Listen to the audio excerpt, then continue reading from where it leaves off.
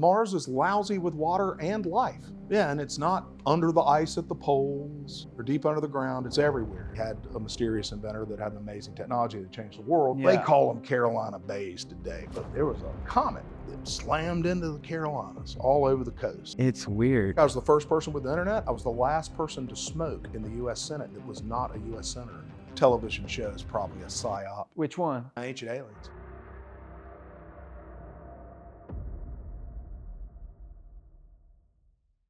Welcome, man. It's really nice to meet you. Being here. Nah, I like you guys. You got great energy, and I love doing something in person. Yeah. I ain't a big enough dude to have done too many of them, but each time I do it, I relish it because the obvious technical glitches that can occur otherwise and the interpersonal benefits. It's way better. So much better. Yeah, I aspire to it. And you did Danny Jones in person. I Is that did, right? and that was How was that? obviously really fun. Yeah. He's down in Florida. It was great, and he's in Florida, in Tampa, and I was like kind of way over my raising there. You know what I mean? It was like there've been some real badasses on there, so I was proud to be on there and felt privileged, and it went pretty well.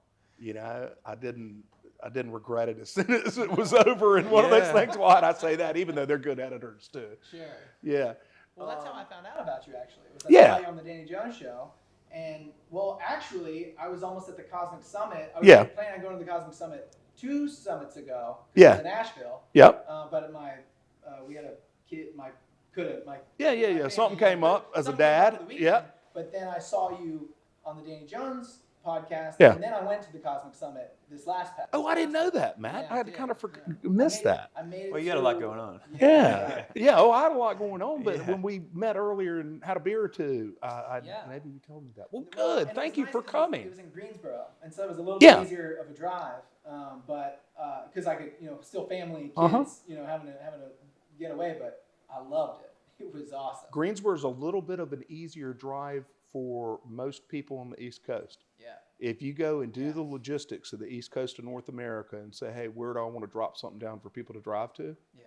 That's the place. It's Well, got 4 interstates. Don't they have like backup power stations there and stuff? I heard it's very logistical, Greensboro. Yeah, it's very. It's actually there's a huge natural gas farm there. That's a critical. Right. Remember, as a kid, the word was, if the Russians ever drop the bombs, one's going on Greensboro. the that's tank what I heard, farm by the Yeah, airport. that's right. And I kind of thought every town had one of those places. And then when I grew up, I was like, hold on, man, that's some big tanks. And then you understand what's in them, and you understand the colonial pipelines coming up from Houston. All right. And it's got to stop somewhere for, right. those reasons. So they stick it right in the gate city. And they also have, I had a friend who lives in Greensboro, and he worked for AT&T. And there's a huge pipe for AT&T for internet. And it's something like 80% of the East Coast internet traffic routes through Greensboro every day. And so I think I know that line because I used to be in the easement procurement business, as you know, or as a big significant part of our business. And we were told that guy won't sell his land, and that never stopped. So we went to this farmer. He wasn't an old man, but an old man had passed that had owned the farm for many years, his father. And the old man's ghost was still around. And it's don't sell this, don't ever sell an easement, son. Don't ever sell an easement. And you could think maybe that's just their kind of attitude, but no, he had been burned by AT&T.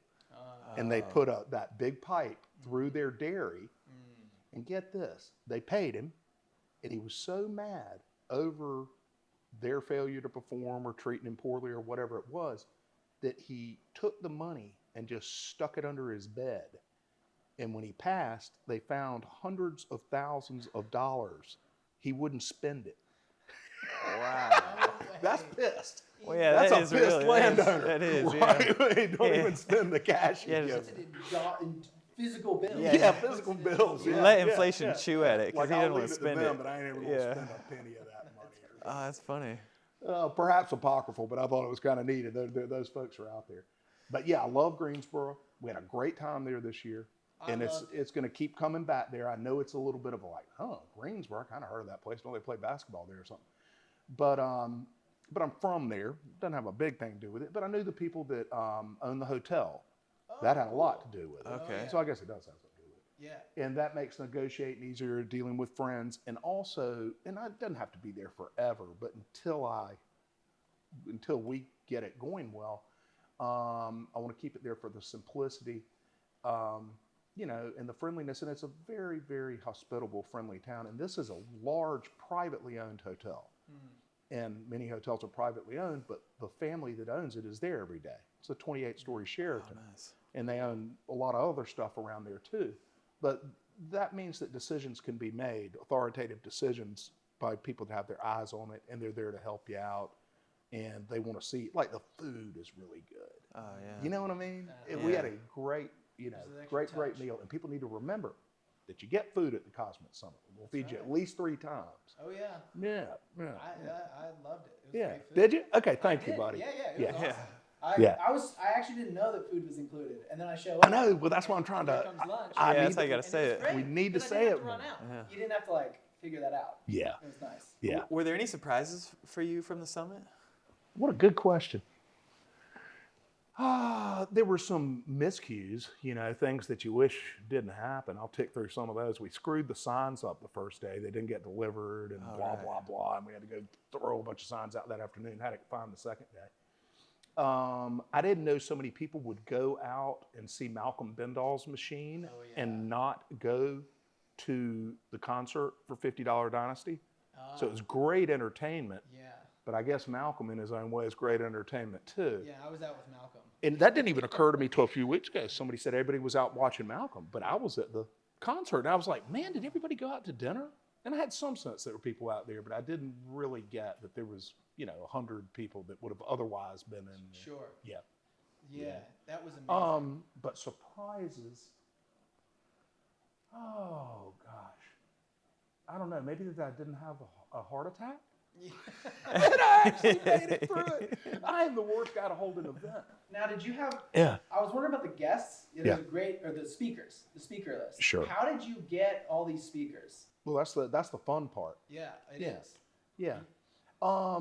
That's kind of gets to why I started it, is that I have an unusual Rolodex where it started with PhDs that were investigating, providing evidence for the Younger Dryas impact. And I got invited to be on the first paper in 2007 because I helped out and was kind of a freak on the subject for 15 years before that, and which was really cool. And I got to know all these gentlemen. And then the Comet Research Group, as it came to be known, grew, and then you ended up with dozens of people that knew lightly or knew very well.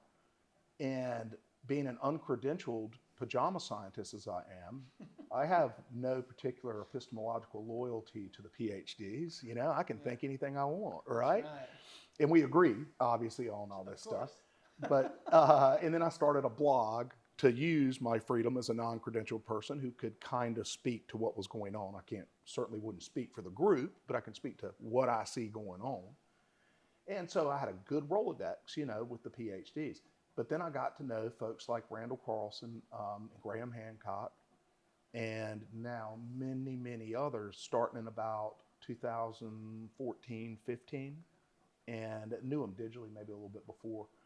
But then, you know, if you will, start to get to know the YouTubers. And they're not YouTubers, but the people that Yeah. are being seen, you know, Yeah. generally on YouTube. And I love them. You know, it was fun. It was like the speculative part of it. You know, not just the hard data, which is fascinating on its own, but, you know, well, what about this? What about that? And the best example of that is, you know, Graham Hancock wrote a book called Fingerprints of the Gods. Yep. And I would summarize it as it had 2 contentions, that there was a precursor civilization, a golden age, before we acknowledge any kind of, you know, advancement. We relegate them to the butt flat people, as the Snake Brothers call them. And that no, there wasn't butt flat people. There was something more interesting. And then there was a grand catastrophe, okay? And that was in Fingerprints of the God.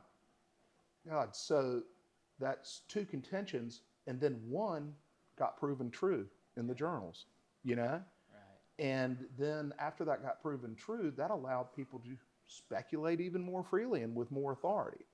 So the idea of the summit is to bring together roughly 1/3 credentialed scientists who hold a heretical opinion that is generally not popular in their field. Right. And it should be generally related to ancient history and hopefully to catastrophe or something equally interesting. And then pair them with 2/3 lack of a better term, YouTubers or speculators, Yeah. right? And Enthusiasts. yeah, and I think it Enthusiasts. reinforces the fun. Totally. Yeah, And what makes it approachable to everybody. yeah, but everybody doesn't have to agree. Right. And I stress that with the scientists, and kind of by necessity with a few, you know, they'll ask, well, you know, do I have to believe in Atlantis? Like, hell no, you don't have to believe in Atlantis. In fact, get up there and say, Why with not? all due respect, That's right. you know, to Mr. Carlson, he's a great guy. We just had a cup of coffee and back, etc. But just so people know, I've, in my 30-year career, not found any evidence for a civilization as he describes. But Yep. we had a bad day on planet Earth 12,800 years ago. That's right. Or whatever but their no- heretical Yeah. data says. No butt flappers. What butt flappers? Is that what you called him? Yeah, I don't know that No, reference. I didn't make that one. Oh, up. right. Okay. Yeah, but do you get it? No. What does it mean? Well, no, it just means, you know, when you, particularly when you're kids and they're describing paleo times, you know, Yeah. cavemen is another way cavemen. to say it. you Yeah, know? yeah. They always got that little leather butt Oh, flap. yeah, That's the yeah, only yeah, butt clothing they give flappers. them, you know, Yeah. and maybe a spear. That's Right, right. Yeah, or right. probably definitely a spear, and then that butt flap. The butt flap. So they're the Right, butt okay. flap people. Oh, okay. You I thought know. I had a reference to exorbitant flatulence. Yeah. They probably did too. Man Right. tends to. yeah, yeah. bring Man that attempts out to of hit it. hard. Yeah. yeah. All right. When did you first get into the Younger Dryas? Because you seem like you were one of the original, or you know. very Well, no, early- there are a lot of very people. early Well, that the you got interested in 94, it. yeah. Was it from the Carolina Bays? Was the It research was. there? It was. I got in the Carolina Bays, and that quickly drew me down a early internet rabbit hole because I worked in the U.S. Senate, and I was actually the first non-technical person in the Senate hooked up to the internet in '93. Oh, right. And that's because I was good friends with the tech guys because I'm kind of a computer guy, and every Senate office has one tech nerd, or at least used to. And he was pretty aggressive, so we were one of the first offices to get hooked up, but they were only hooking up the tech guy. And I happened to say, I was like, hey man, you know, labor's free around here. Could somebody run one of them cables over to my PC? He said, yeah, sure. His name was Jared. And all of a sudden I had this miracle in front of me. Wow. You know what I mean? Yeah. And I mean, it was mosaic. Oh, yeah. I remember I could see every internet connected server in North Carolina Wow. on Sunsite. Wow. And you go on an early thing where you could go kind of dig your way through Oh, my gosh. the internet. And that was Netscape, looking through first Mosaic and then Netscape quickly after. And I just remember it so well. There was a crude map of North Carolina, crude GIS thing. And there were like 15 dots, you know, one at Carolina, Right. you know, one at That's insane, State, yeah. 15 nodes two in the all of park. North Yeah, Carolina. yeah. You know, and you're like, shit, man. And Yeah, I could get to yeah. know everyone on the internet right now. that's right. Yeah. But so I was a buck staffer ready to do anything, and I was senator came up to me one day because I was environment guy, and he said, "Get me a map of my farm." I said, "Sure." He said, "Get me a USGS topo quad 1 to 24,000 scale of my farm in Sampson County," and I said, thinking to myself, I don't know what that is, but I know what he said. I'll figure that out. He said USGS. I don't know this 1 to 24,000 topo quad. Funny enough, later became very familiar with all that stuff. But so I called up USGS congressional liaison, and they got a phone number for every agency, and they're always helpful. Called them up and said, "Hey, my boss wants something called a topo quad of his farm in Sampson County," and they said, "Yeah, we got that." So next morning, they delivered a roll, one of those tubes. And I said, I went in the office and said, "Hey, boss, here's a map of your farm." So he took it and rolled it out on his desk. Now, I got to preface this a little bit. That it's funny. I discovered Carolina Bays and the business I got in on the same, it might have been the same day when the internet first came out. Because he told me, he said, I was doing wetlands law. We were trying to reform wetlands. So for the last year or two, I'd been seeing all this technical information on wetlands, and I wasn't a biologist, but they would give you various types of wetlands: prairie potholes and winter wet woods and cypress tupelo swamps and, marsh and, there's 100 different names for them. But one of the very common ones, it would say Carolina Bays, or a certain type of wetland that should or shouldn't be regulated. And that always caught my eye because we were from Carolina. But I was like, a Carolina Bay, never went and looked it up, would have had to go to the library, right? Or ask somebody. And I figured it was some kind of marine feature, like a harbor or something like that. Like Carolina a Bay. water bay. Yeah, right. Yeah. So went into it with that and rolled it out on his desk. And he's sitting there looking at, he owned 40,000 acres in that county. And I looked and there was ellipse after ellipse after ellipse. The USGS had even indicated, had a particular symbol for it. Now, the thing was, some of them were very small on the map, some of them were very large, but they all pointed the same direction. And so I just said, that's the strangest looking thing. And I said, what are those, boss? What are those ellipses all over the map? He said, meteor holes. He's 65 years old. I said, probably knew the proper term, but he's a little bit like Trump. You know what I mean? He didn't put on any airs. And I said, and I'm thinking to myself, well, he means craters, I said gently as I could, so you mean like from space, like stuff came in? I'm thinking to myself too, I'm a science geek and I love mysterious, weird stuff. And I have never noted that there was any indication of craters in North Carolina. How cool is that? Right. So I just bustled. I was like, what do you mean? What do you mean? And he goes, oh, they call them Carolina Bays today. But what I tell you, when I was a boy, it was the biggest thing going. And I was like, what? He said, oh, everybody was talking about it. There was a comet that slammed into the Carolinas all over the coast. And I was like, what? WTF, Yeah. And, more or less got back to the computer with that brand new internet. And one of the first damn things I typed in was Carolina Bays. And you would think, with there being handfuls of sites, relatively, back then it probably could have been excused from coming up. And damn if there wasn't a whole detailed website with all sorts of information on Carolina Bays that was run out of the University of Georgia Library's server in those early days. Yeah. And it was hosted by the digital librarian for the University of Georgia in Athens, a guy named Bob Cobras, who is still a friend and a wonderful guy. I need to catch up with Bob. And so I've always been one to call people, or get in touch with them, And I got to know Bob really well, and he started walking me through, and it was all on his site too. And the site is still there. If you search Bob Cobra's comment, I think they changed the name of the site. Was it Protect Gaia, I think? And he's concerned.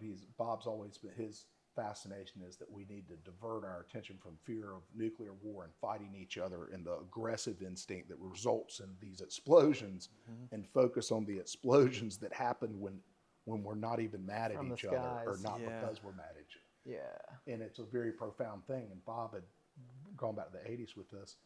And so I got in touch with him and just went nuts on Carolina Bays. And about that time, I moved home to North Carolina after 6 years working up there, and went to Wilson Library and got out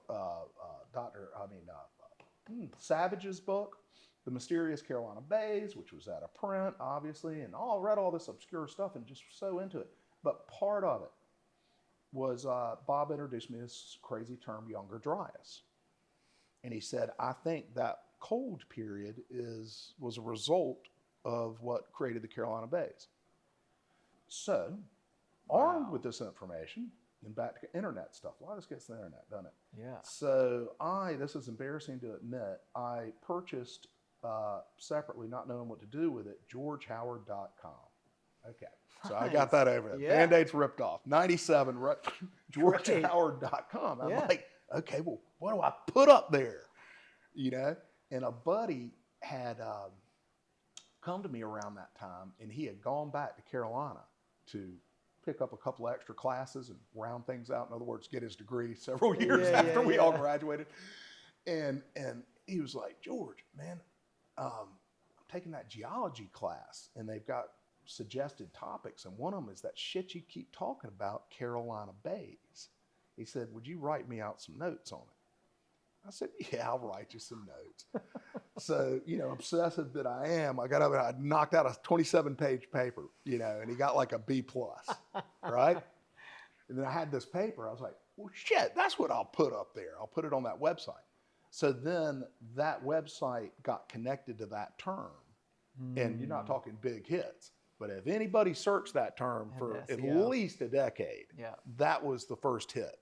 GeorgeHoward.com. Yeah, and then that kind of ties you to it. Yeah. Yeah, went to George Howard, and they'd read the Carolina Bay paper, and then I dressed up with all sorts of other crazy shit. Sure.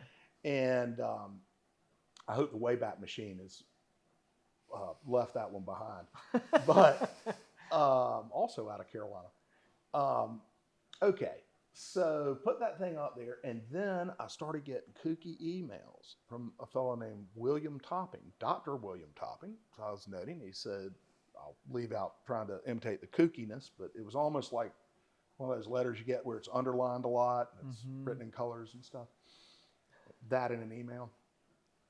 And he basically says, I am an archaeologist, which he indeed was, and I have a site in Michigan called the Gainey site, and it is a Paleo-American site that it exhibits Clovis artifacts, that it documents the Clovis time. And I had learned from Bob about these mysterious people called the Clovis people, who were the earliest widespread American culture. You used to say they were the first Indian culture, but Graham Hancock's taken care of that, along with a lot of very difficult science and brave people.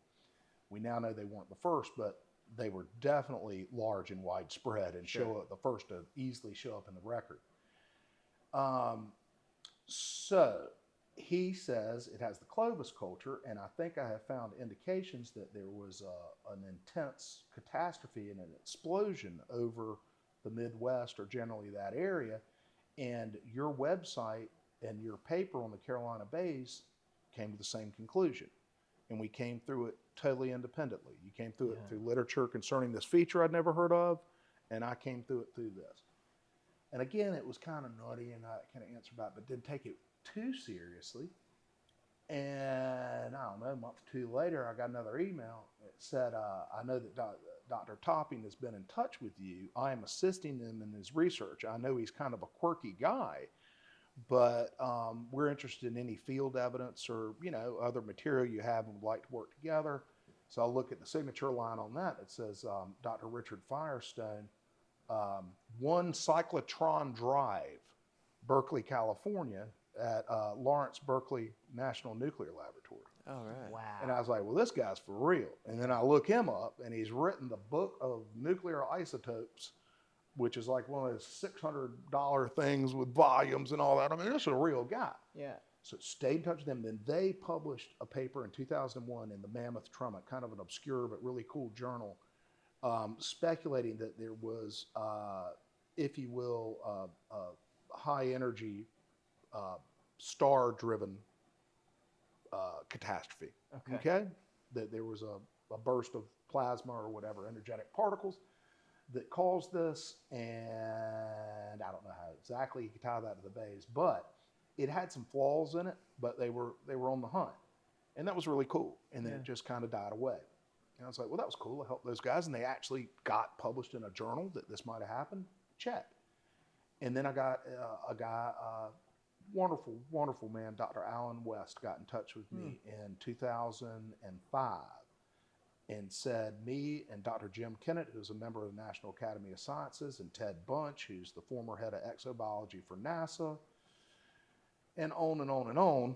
There are 6 or 7 of them. Very distinguished group. We are interested in following up on the Firestone paper and want to see, we're going to tweak the hypothesis. We think they made some mistakes. We've invited Richard to be a part of it, and he's going to take this other direction with some reservations, but he's a team member.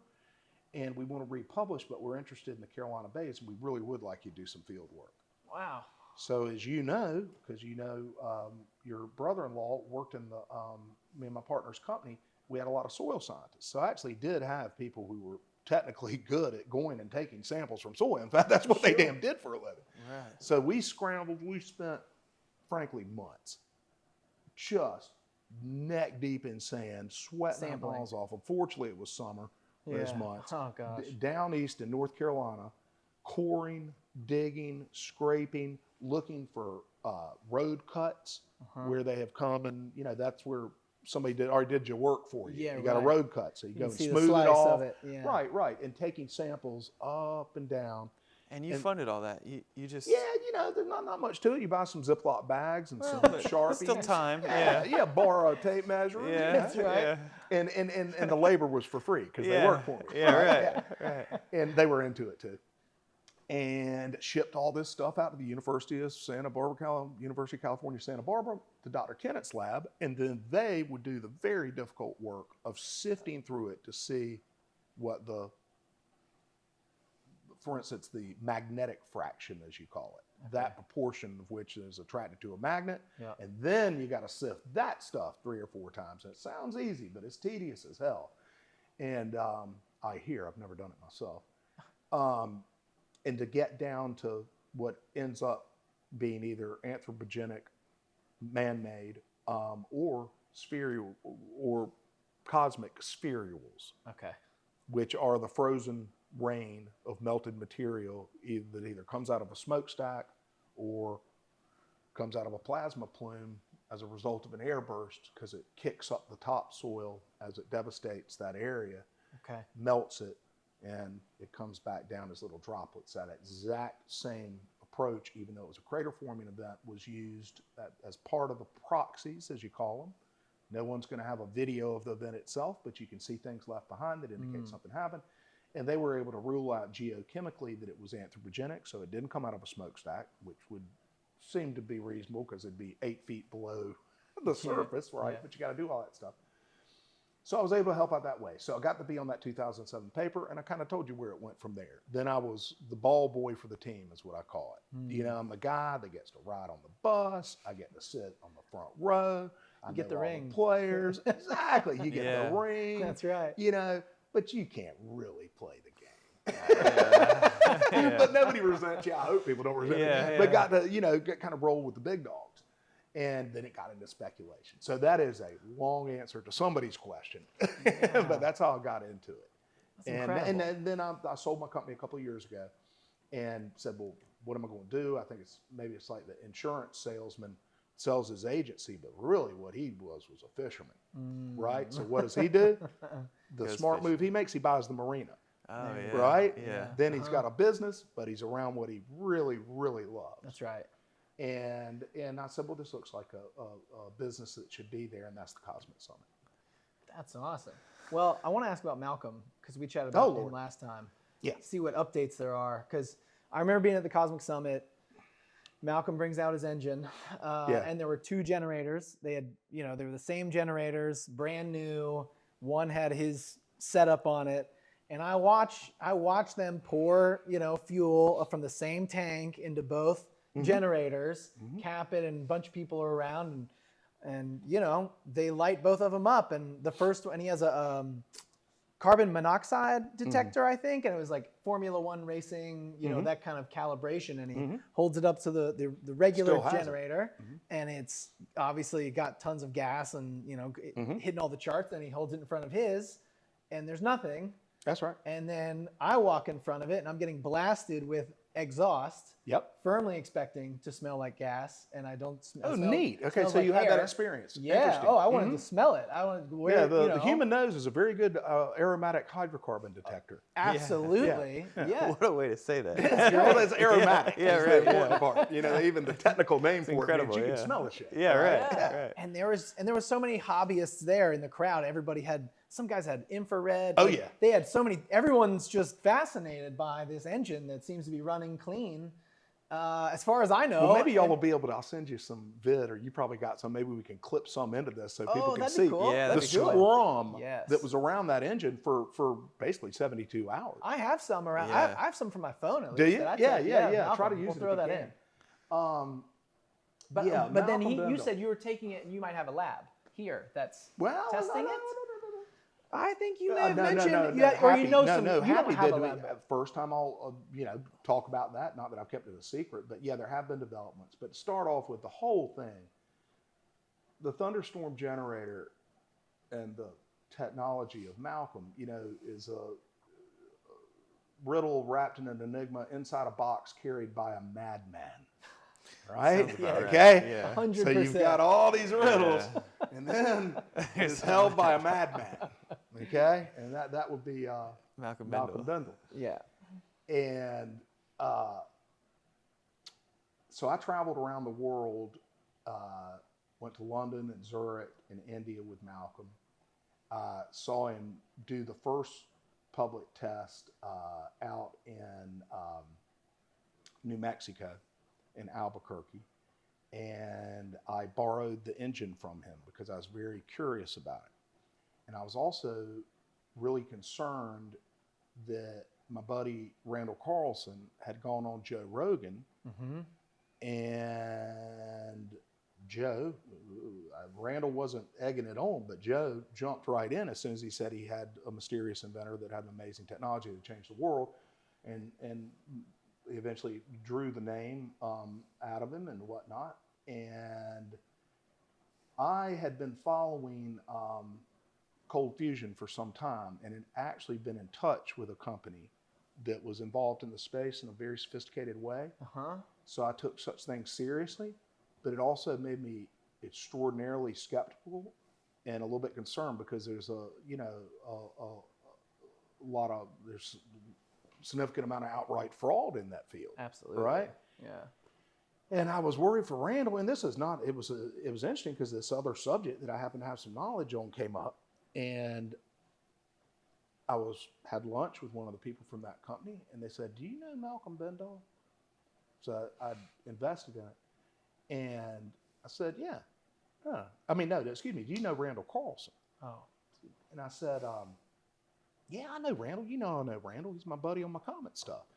And he said, and I said, "Oh, you saw him on Rogan the other day talking about that technology, cold fusion technology." And they said, "We sure did. We'd like to talk to Malcolm." And we'd like to talk to Randall, actually. And I said, "Well, that's easy." I said, "I'll even try to get Bendall on the phone. I don't know the guy, but I'll see if Randall will get him on the phone." We got on the phone. Very interesting conversation. In fact, when I closed my laptop, jaw agape, my wife, who had been listening as she's, around the house, said, "That's the damnedest conversation I have ever heard in my life." I said, "Ditto." I mean, I just can't believe I just had that conversation. I won't go into details, but so then I got interested in it and got to know Malcolm a little bit. And then we went down to Rogan to take him back on, or to take him on Rogan, because Yes. Rogan had asked, "Please bring him, please bring him, Right. please bring him." Because Randall's been on Rogan a bunch, but Malcolm never has. Exactly. And so Thank you, Matt. Rogan was like, "Let's bring Malcolm and Randall on at the same time," kind of thing. That's right. And so Yeah. you road trip down to Austin? You were with them. exactly Right. Austin. So yeah, Randall said, "Hey, you want to drive me?" I said, "Hell yeah, I'll drive you down to Austin." He doesn't Be an like honor. to fly. I don't like to fly either. Right. And so I rented a big old Cadillac Escalade, right? And I didn't know Malcolm was necessarily coming. Knew it was a possibility. And I go pick Randall up at his house, and we had Brad Young with us and Stevie T, two of his Cool. regular guys, and they were friends and whatnot. And there was Bendall, there's a little bald man from Tasmania. And I said, "Oh shit, is he coming?"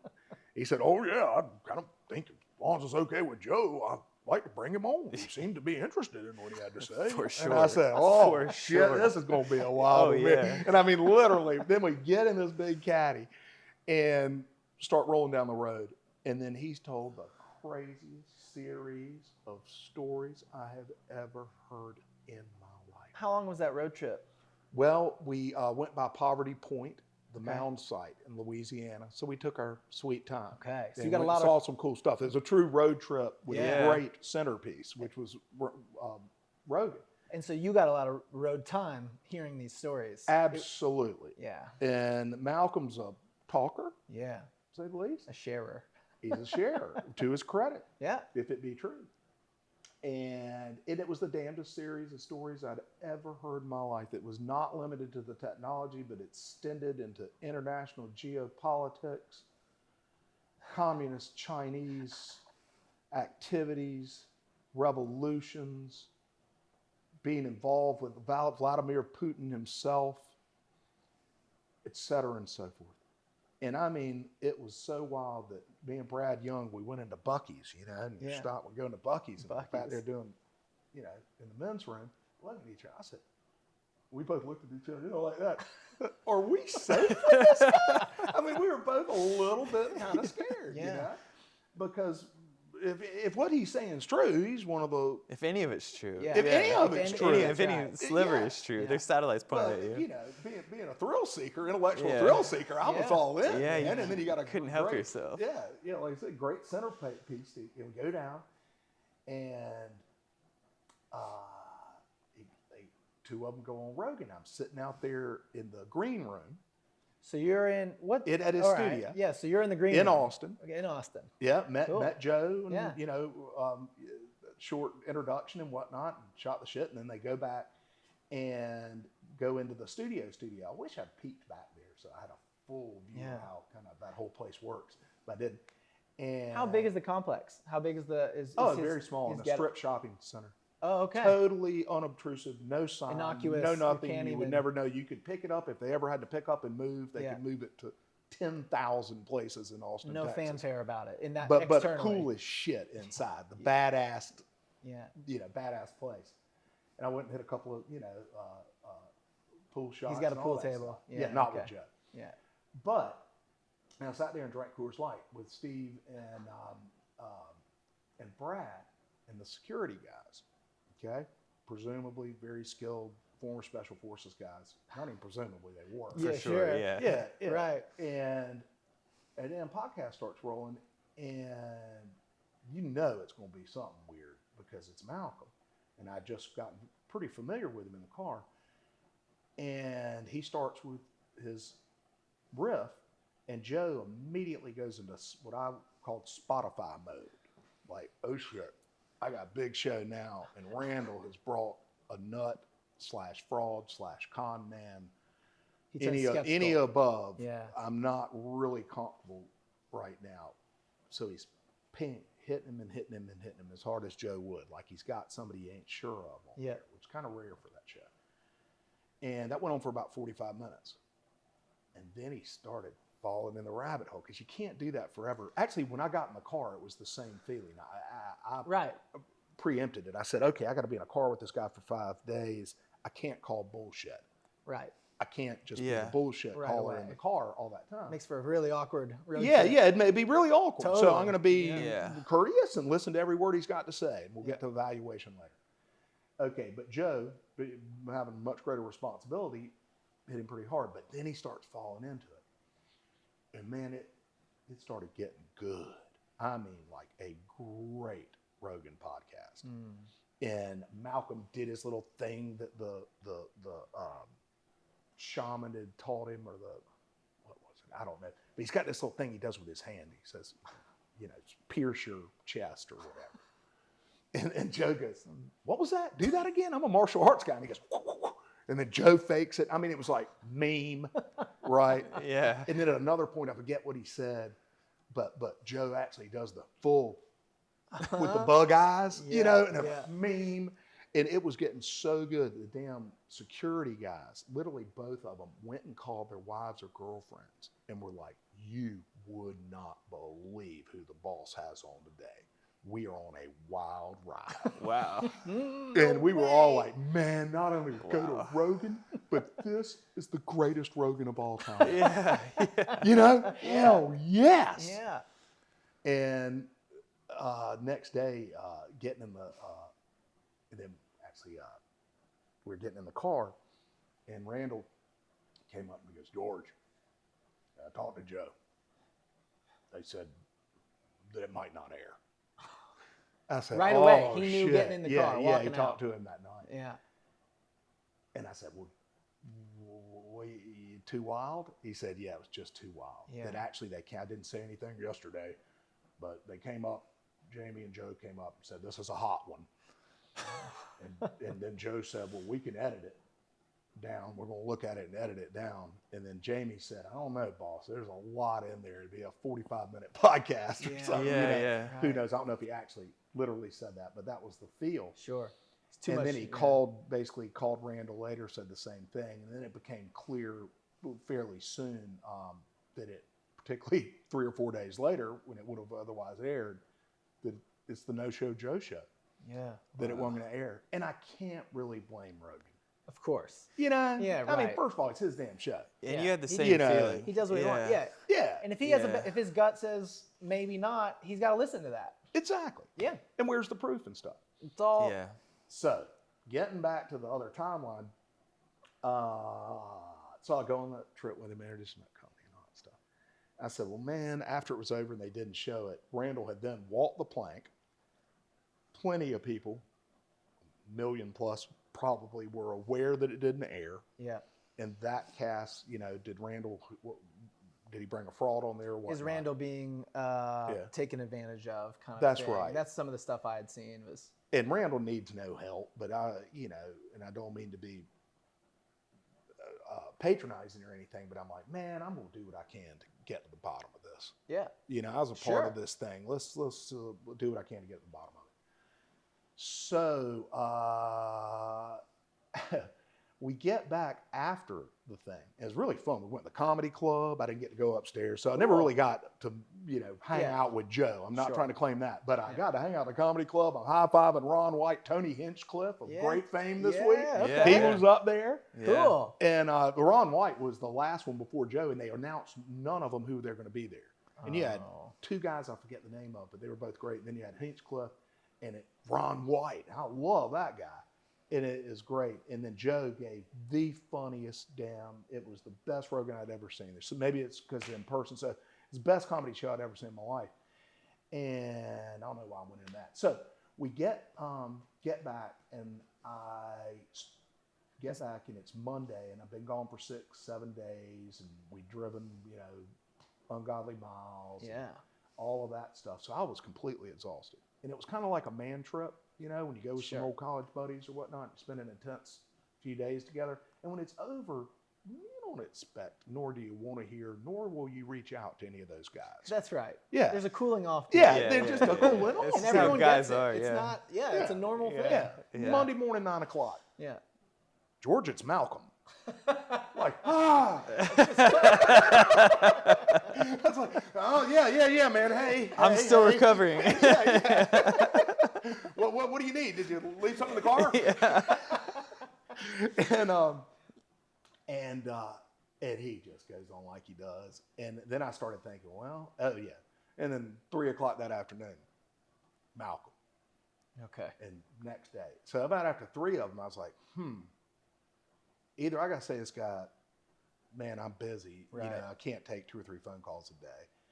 Or I'm going to hang with this as long as I can. Yeah. And learn and try to learn more and see where we can get with this.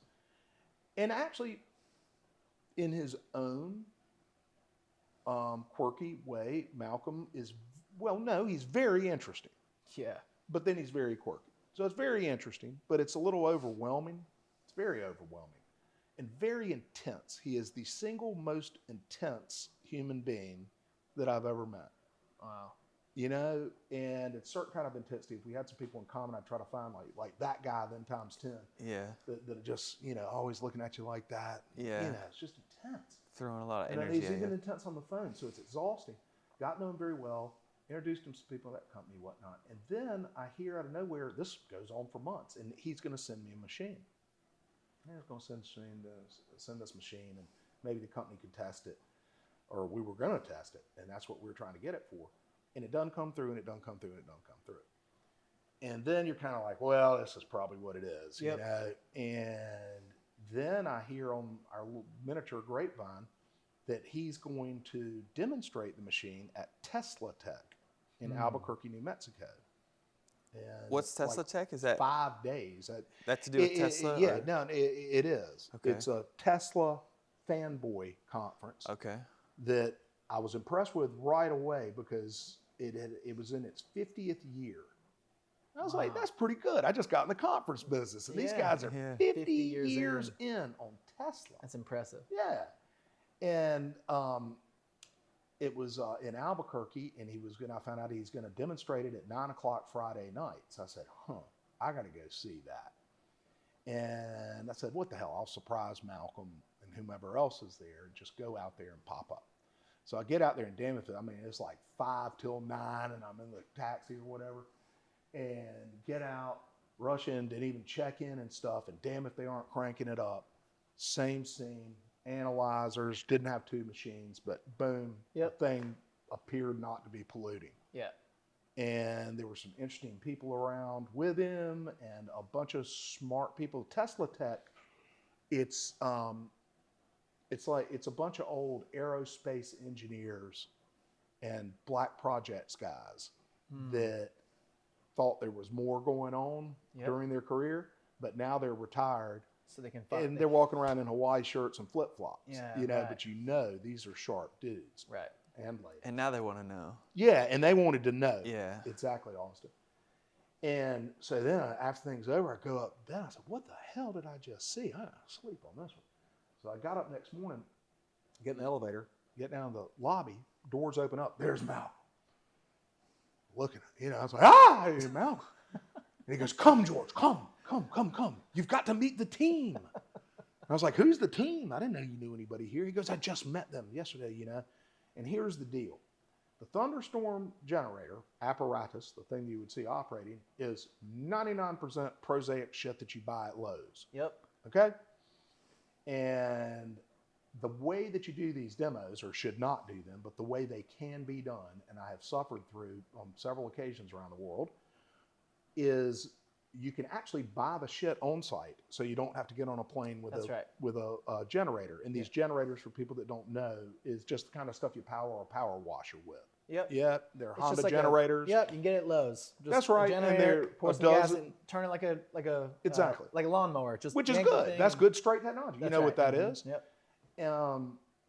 It's that, and then it has an apparatus, you know, that includes a UV light box that's tuned and whatnot. It's supposed to do this or that, and the bubbler. Bubbler is very important, and that is what causes the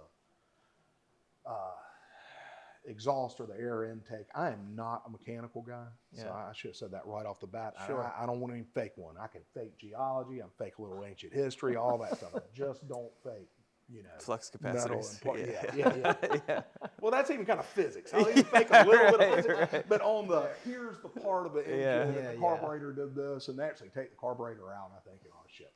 Okay, but you can put all that stuff together on site, but for one key component, which is technically the thunderstorm generator. Yeah. So back to, you know, being suspicious. So you get all that, but the inventor brings that in. So Malcolm had flown that over from London with him. And I'm like, the inventor has to bring the secret part. Well, that's kind of sketchy or whatnot. But it turned out the part has no moving parts. It ain't that damn complex. It's tempered, you know, steel. Annealed is very important, apparently. But it's a sphere within a sphere, later on within a sphere. And then it's got what's called a vortex, you know, vortex generating tube. You call them Hilsch tubes or Hilsch-Rourke tubes is kind of the tech. And that's kind of a mysterious process too, that when you pass high-speed hot gases and swirl them in this particular way that separates out into a hot and a cold stream. Okay. Yeah. And that's kind of an unusual phenomenon. I don't think entirely explained. But then there's this other stuff going on. So it sends it all through and it comes out with no emissions. So that's the way you put it together. And we did that in Zurich, in India, in London. They were already built and whatnot. So where is this heading? So I see the thing work, or apparently work. And then the engineers and the tech guys and the aerospace guys at the conference were just beside themselves. Losing it. And so Malcolm says, come meet the team. I go back and he introduces me. I could use their names, but I'll spare them. And, you know, one had made parts for the space shuttle. Another guy had been the mechanic for the SR-71 Blackbird, right? Before it was retired. Yeah. Pedigree. You know, lived on a secret Air Force base in Texas with his family for their whole lives. You know, these are people, and these are the team. There were a whole bunch of other people that are interested, but these are the guys who built the stuff before Malcolm got there. So they had some specs. They put everything together. He comes in, sticks the thunderstorm generator in. So they had gotten pretty familiar with all the parts. Then they see it work. And then it was like, what do guys like that do? We got to take it apart. Yeah, right. And it gets taken apart, put back together, taken apart. demonstrate it publicly. And I extended my trip. Everybody stays another 2 or 3 days. Very capable physicist came in from a local laboratory, asked to come in on the thing, brings his own equipment. He gets the same results, et cetera, et cetera. And people went from skeptical, amazed to skeptical to working on it to back to holy shit. Yeah. What is going on here? So yeah, if this tech works, I mean, the implications, the geopolitical implications, it's Everything energy. changes. It's going to change. It would change the world. that's right. Not hyperbolically. Limitless It would change energy the from a world. transformational technology, just by virtue of if it's working, it's tapping aspects of physics and utility of physical properties that have not been tapped before. Yeah. You get a whole new world. That we don't That's have right. books about Yeah, yet. yeah. You're bringing something from the other side. Yeah. Yeah. And so I called my buddy with that company and I said, hey man, if I get this thing back to X town, Yeah. will you take a look at it for me? Because Randall's walked way out on this ledge and this thing, damn if it doesn't seem to work. And he says, yeah, I'll do it. I said, well, at your expense? He goes, yeah. So I'm not going to say I sponsored this thing.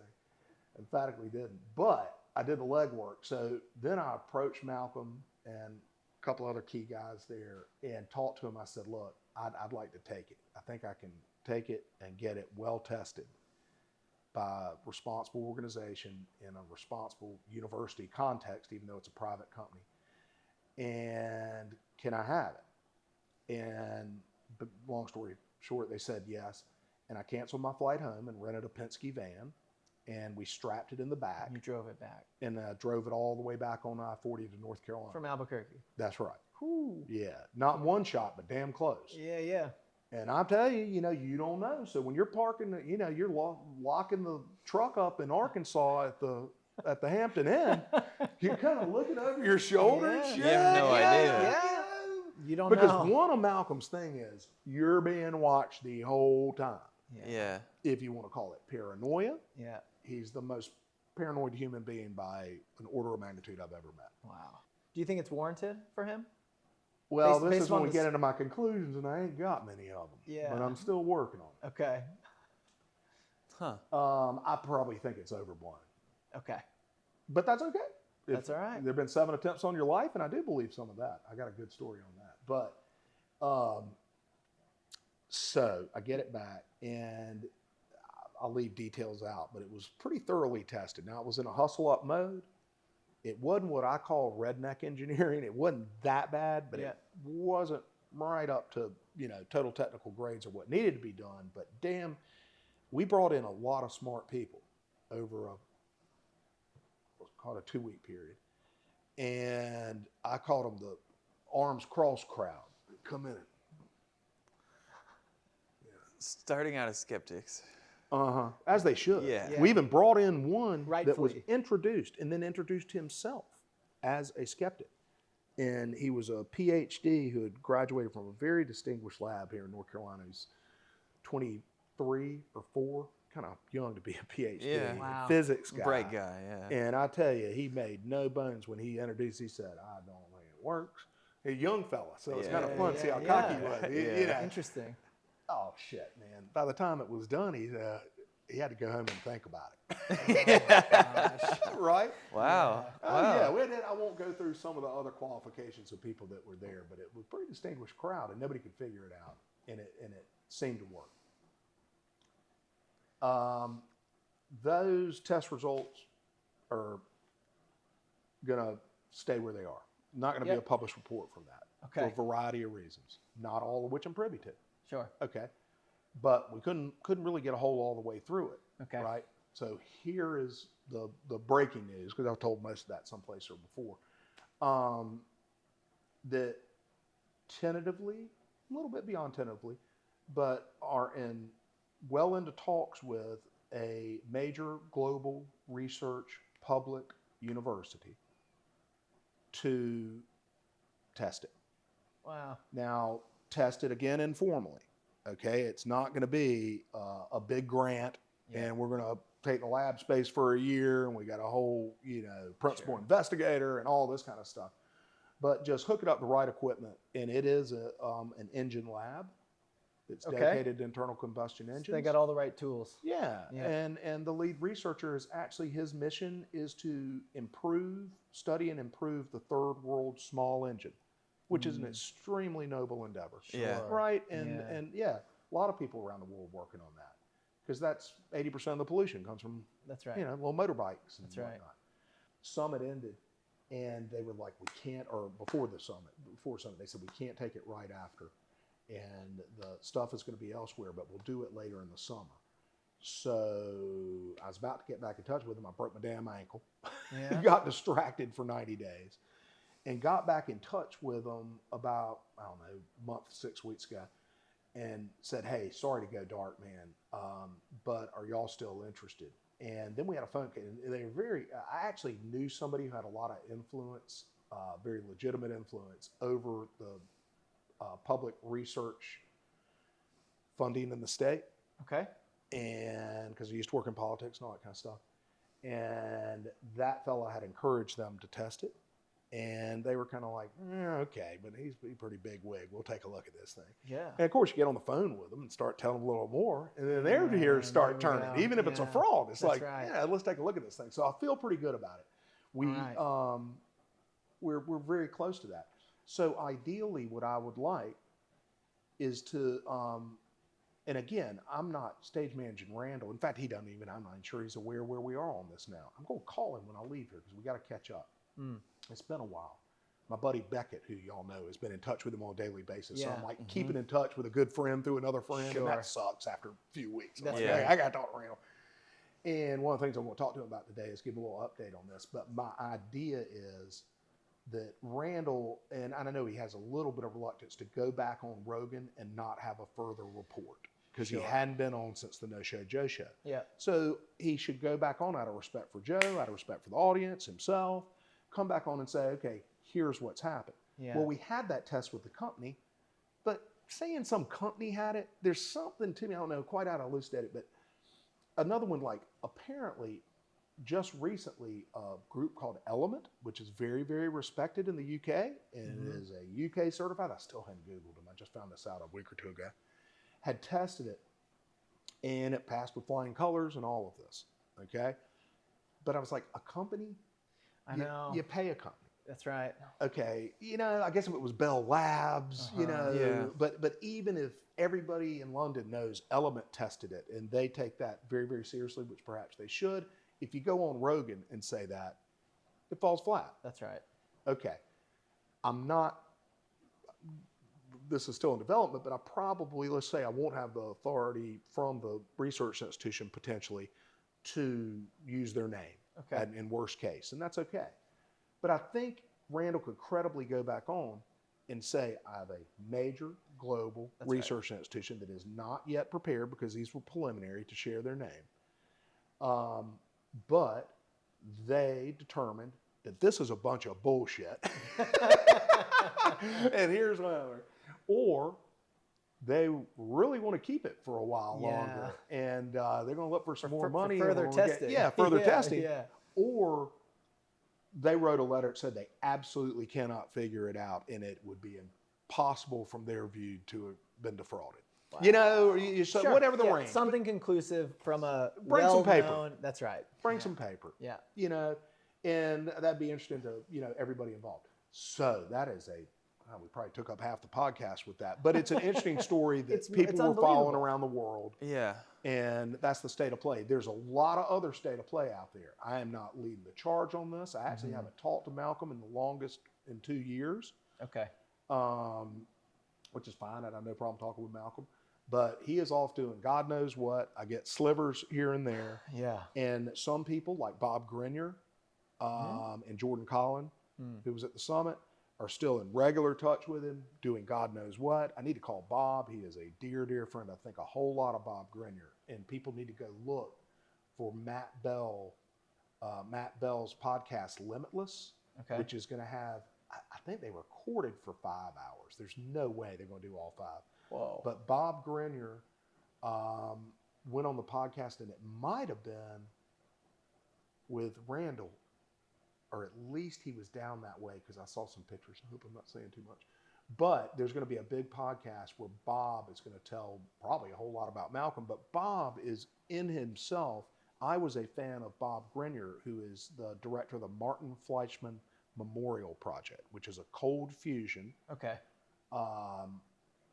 open source investigation that he has been conducting for 10 years, as funded by a foundation to get to the bottom of cold fusion. But everything he learns, he tells you, right? And so Bob is going to tell the absolute latest of what's going on. And I think a lot of Bob, as I call him now, and I told him, I said, Bob, you like it or not, you're my guru lately.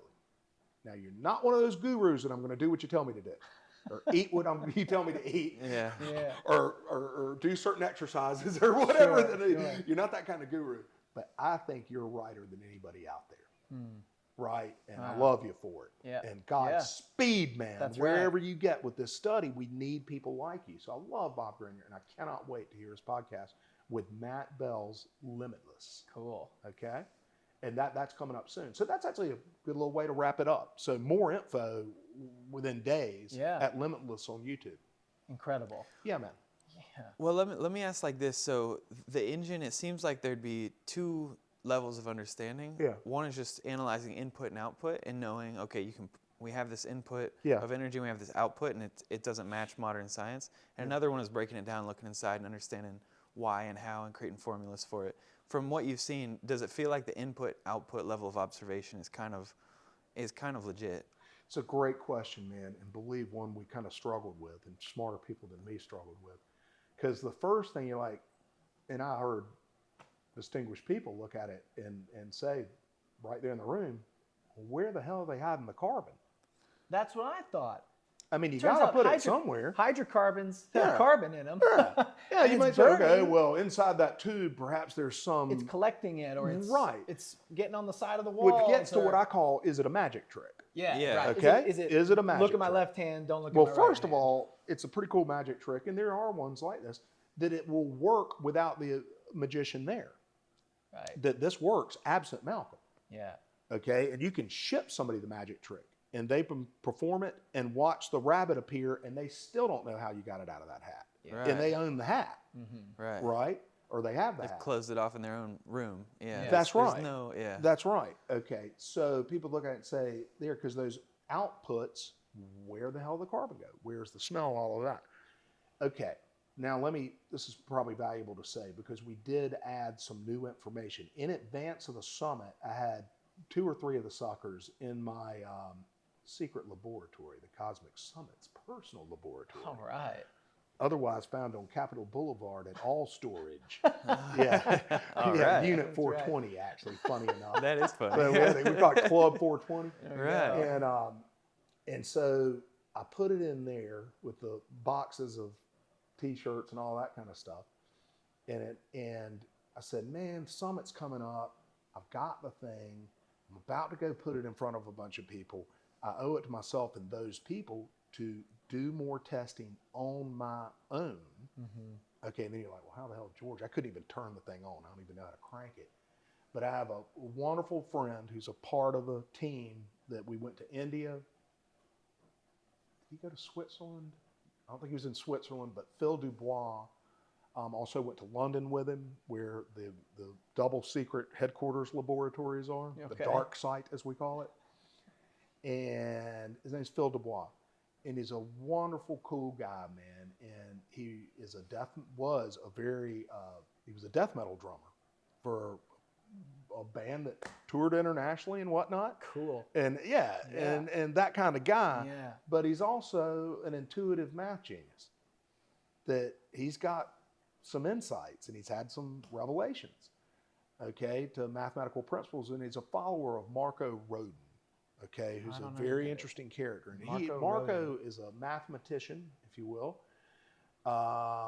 They're alive, Marco? Yeah. He lives in California. Okay. And he's very eccentric. And at least the last time I heard, he was still living on the streets.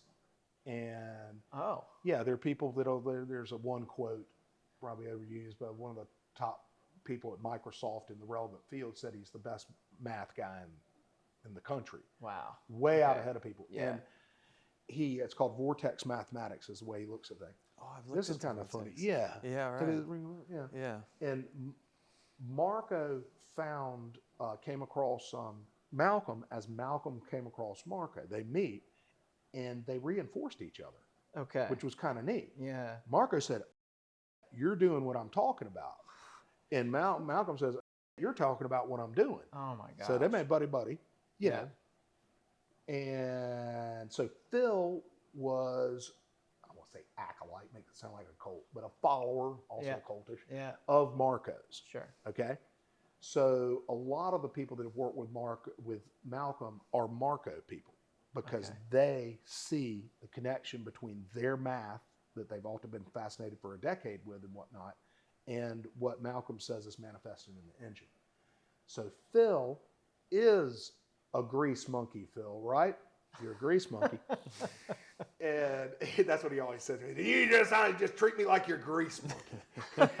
Like, oh, whatever you will, but whatever you want, Phil. Go get that grease over there. That's right. That's right. So a great guy. So Phil came down. He actually stayed at my house for a while, then hung around Raleigh, tested the shit out of him. Okay, in our own redneck way. And Phil kind of wanted to be with it alone too, if you look at it that way. You know, he wanted nobody else around, no Malcolm, was fun. And he had an intuitive insight, and I felt fortunate to be there to see it. And forget the exact words, but he's like down around the tailpipe coming out of the thing. He goes, what if there's like another flow of air going into the tailpipe or into the exhaust? Yeah. This long, thin metal tube that's coming out. And said, I don't know, Phil. It sounds good to me. And he goes, we need some smoke. Well, we go try burning some newspapers and shit. That didn't work. So we go on Amazon and bought some smoke bombs. Took a couple of days to get there. Made these good smoke bombs. And not joking stuff, but just a smoke producing thing. And we got them, and he put it up to the intake or so. The out. He put it to the emissions, where the emissions are coming. The same place that you're putting those probes that test the emission, where you see there's usually very, very little carbon dioxide, generally zero carbon monoxide, and zero random hydrocarbons. Yeah. And then we actually, when we were testing it, we had it, it's funny, we had it running better than anyone I'd seen, where every time it actually would completely apparently eliminate the carbon dioxide, which is a pretty damn cool trick in 2021. It doesn't make sense. To me. 21st century. Yeah, exactly. And so he puts the thing up, and damn if they're in a damn tornado of air sucking into the pipe. And that had never been noticed. Got it. But of course, it's also coming out. So there's another tornado going around the outside. And of the pipe. They're going because the thing thumps back and forth. And it's alternately powering the out vortex and attracting the other vortex. Oh, interesting. And so then he had discovered a physical phenomenon that had been unnoted by the inventor or anyone else in the presence of the machine for over a decade. And well, that's new news, right? And the question would be, do not think it's dispositive of Malcolm, but it deserves for the research. Could it be that the hypothesis then was, the relatively uninvestigated hypothesis, was that could the probe be sticking, call the pipe, this is bigger than it is, but say it's this big. Yeah. Okay, do half of it, so it's only got 2 hands. Okay, and it's going around the outside. The stuff coming in is clearly clean air, oxygen air. The stuff going out is dirty air, right? If you stick the probe in, is it just testing the clean air? Right in the middle. And is the dirty stuff pulled tight out to the outside? Was he at the Cosmic Summit? Yeah, that's Phil. I think I was standing next to him. Yeah. I think I heard him. I didn't, I was just standing there next to the engine. So he looks like a roadie for Metallica. Yeah. Yeah, Yeah. yeah, Uh-huh. yeah. And I think I might That's have what been they call next to him. Ben Kirkwick. Somebody Yeah. called him that once. And I just remember That's hearing funny. thinking Yeah. about some stuff like he it's was a mentioning- Boston. Yeah, that's right. Yeah. Oh, that's wild.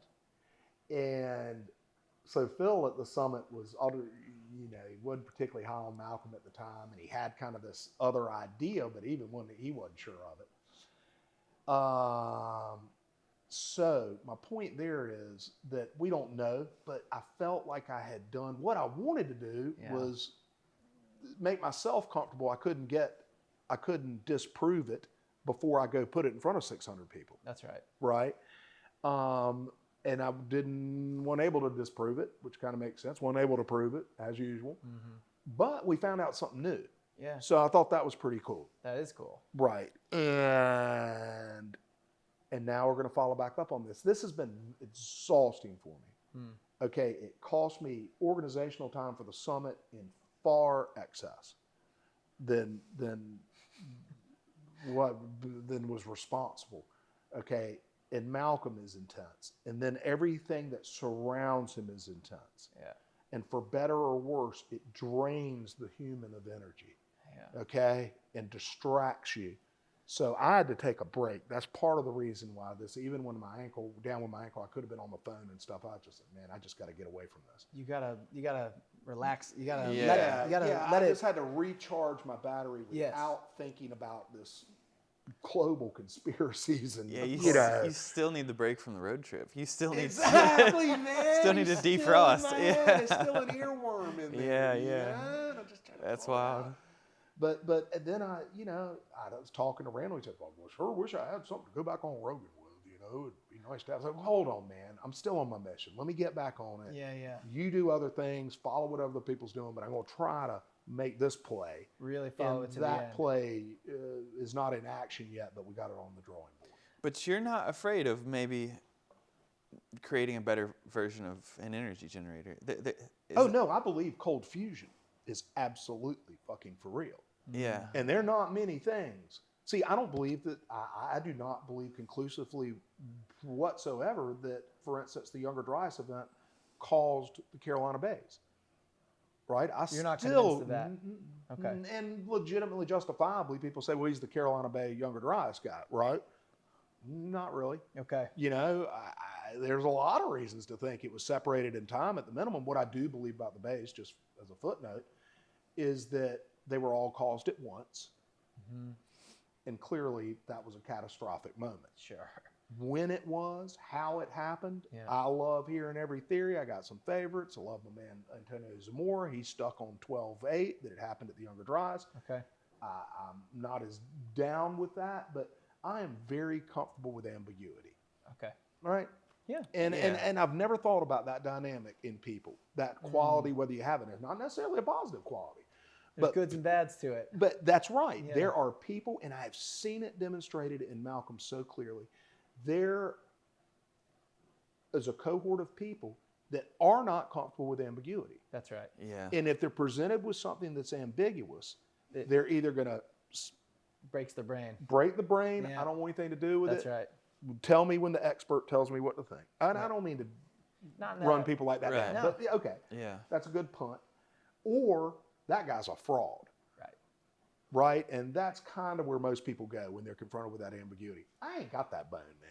I'm ready to sit around, and I have thought about things for decades. Yeah. And then you get attached to some of the conclusions made despite it still being ambiguous.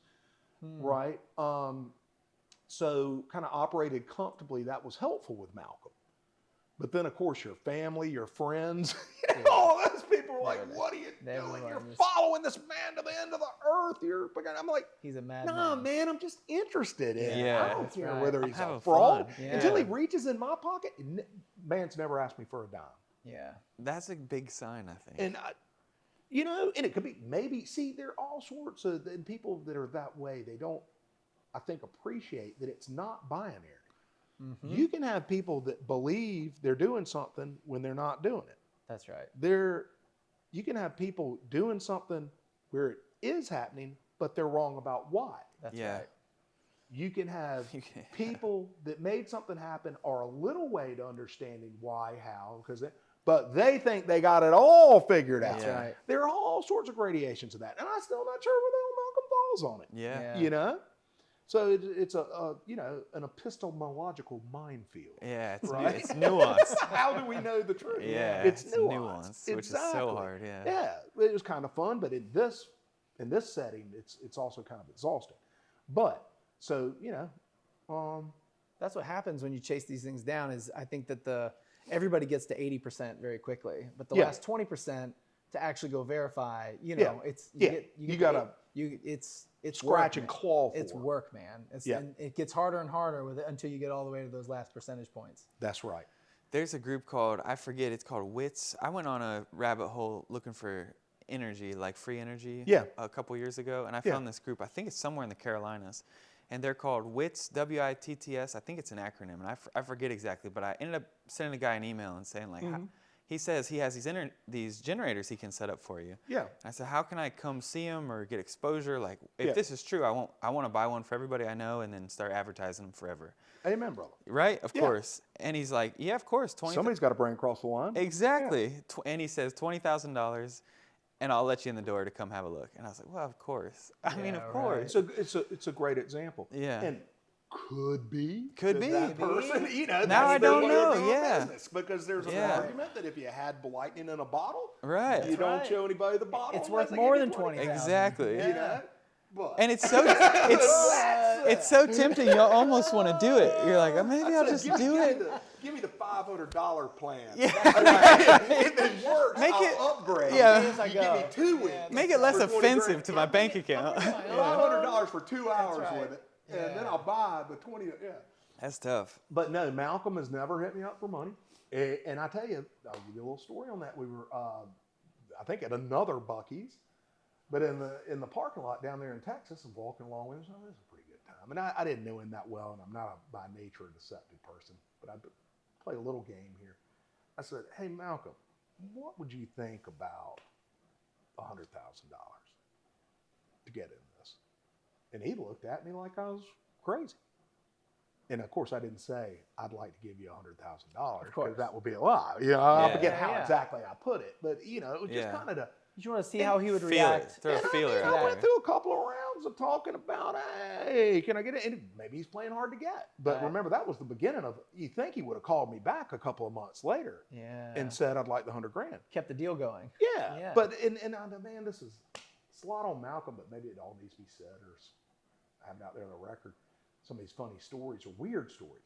So, you know, he's got, there are people that own aspects of the technology, right? Okay. That own the IP. Okay. Okay. And it's very confusing minefield there. Sure. And some of it has indeed been patented. And I was like, wow, about this time last year, was it early November? I think it was this week last year. Again, you know, being a retired man, I was like, you know what? I'm going to go to London and see these dudes. Because what happened is Malcolm will talk about so-and-so and so-and-so and so-and-so. And never really, you'll have to say, who is this again? And what's their background and whatnot? And they'll become these mythological characters, you know, Mr. Johnson, let's just say. Sure. Or well, actually his name's out there, Christopher Falstaff. Okay. Okay? Now, Christopher Falstaff, you know, runs Alpha Energy, Alpha Prospects. People can go to alphaprospects.com and see Mr. Foster. And there was a little bit about him on the internet, and Malcolm's talk about him all the time. Christopher Foster. I said, man, I got to meet this guy. Yeah. You know, so put me directly in touch with Malcolm. I talked to him. Yeah, it's an English man. I'm talking to him on the phone and whatnot. And, you know, he's a pleasant character. In fact, really charming guy. And I said, hey, can I come see you, Foster, and go check out the lab? And, well, certainly you can. And I go over there. Guy comes by to see me there. And I mean, he's right out of Central Casting, man. Wow. I mean, he looked like, you know, Winston Churchill's brother, had the $10,000 watch on and the, you know, the pinstripe suit, and was a member of the finest clubs. I went and looked him up. I know people that had been to these clubs with him. He was a member of the Lansdowne Club in Mayfair. He grew up in Mayfair. Wow. I mean, he's not a con man. Yeah. I mean, I He's know the real that. deal. Now, maybe he's getting conned, but he's been getting conned for a damn decade. Yeah. And they hadn't gotten down to it. Now, there are ways to have missed something. Maybe the internal vortex was never noted. But these are real people. I think they're genuine people. I think they're, my experience has been that they're honest people. But it's a little bit this is not high-level venture funding. Despite them being well-off people, it's more like the guys at my country club, you sit around, hey, you put some money in this, you get some pink sheet shares of this, I got this crazy farm out of the park, that, know what I mean? That's right. They're trading unlisted stuff. Totally. And baseball cards. Yeah, and hey, I got to give Malcolm credit. He would always say, we're going to cut everybody in on this. Yeah. And everybody's like, first of all, you got to operate from the principle that you don't care about that, right? On the other hand, I heard it so much, I started going for the rest of the team. I was the only person that stepped out of line. I started, hey, Malcolm, where's the shares, man? Yeah. Just as part of it, kind of pin him down. Oh, they're coming, they're coming, they're coming. And I mean, that went on for a long, long time. And you're like, well, that's just Malcolm. He can't follow through. He can't. And damn if I didn't get a damn stock certificate. Really? Yeah, but a lot of people have. I won't go through it. Yeah, but sure. Absolutely. That is listed in Company's House in the UK. You're in. Yeah, it gave me a Amazing. thing. Yeah, so, he has come through with that. He has not hit me up for money. He potentially has wasted a tremendous amount of my time and strained my marriage. And called my sanity into question amongst my closest friends and circles. The intangibles on the balance sheet. As I bring this to people's attention on the internet. Yeah. Oh shit, no, man. So stay tuned, Yeah, fellas. yeah. It's unfolding. Oh, God. That's incredible. I was talking to Austin because when I saw you on Danny Jones, I looked you up and I could not believe that you were in Raleigh because I just couldn't. I'm from Raleigh. That's right. And we are in Raleigh. And we're in Raleigh right now. And, I grew up here and I'm not really used to a lot of stuff coming out of Raleigh. Let's put it that way. And so look you up and I found out my friend works at your company. That's right. And Matthew, yeah. And he is a huge fan of Wetland Mitigation. And he has told me for years about, he had I think it was before he worked for your company, he had a side hustle where he would land contracts to mitigate wetlands and because airports are going in and they got to offset carbon credits or something. Right. But so then he works for you and he really likes it. And so what does your company do? I know it has something to do in that. So how did, and you sold it, right? That's right. You exited your company. That's right. As well. I'm still under an employment contract with the purchaser. Okay. But so they haven't. what They have been very gracious and have not provided us many duties. All right. Because the younger guys, we had a lot of longtime employees, 15, 16, 20 years, and they stepped up. So we were able to. So I still work for them. Yeah. No, but we sold it December 22, and when I saw that the sale was coming, that's when I kind of had a minor midlife crisis. We were like, who am I going to do? Yeah. Because you've been building it for 25 years. 25 years. Yeah, right. And so Yeah. you're seeing the end of it coming, kind of. That's right. And you're like, okay, you know. well, I did have this kind of neat business, and it was interesting. I had something to talk with people about. If people said, "What do you do?" Whatever. But what am I going to do till I die? Yeah. And that kind of was a big motivator for the summit. But so we sold it in 22 to the company is Restoration Systems. Okay. And we sold it to the Davy Tree Expert Company out of Kent, Ohio, who is one of the big three tree service companies. Oh, okay. And I have a lot of people that ask me, friends and stuff, they go, why did they buy it? Yeah, tree service. Yeah. And I'm always, well, we did plant 10 million trees over 25 Wow. years. Did you really? But it really doesn't have a whole lot to do with it. Okay. Because they're pruning and cutting trees. Yeah. And Restoration Systems business plants trees that can never be touched again by a mechanical instrument. You could maybe legally go pluck a leaf off, and that's about it, man. Is that because of government? It's like because it's protected of lands. What we did, we were the first generation of what you call mitigation bankers, Okay. and it often gets confused by a word that another mutual friend of ours was in the remediation business. Yeah. Okay.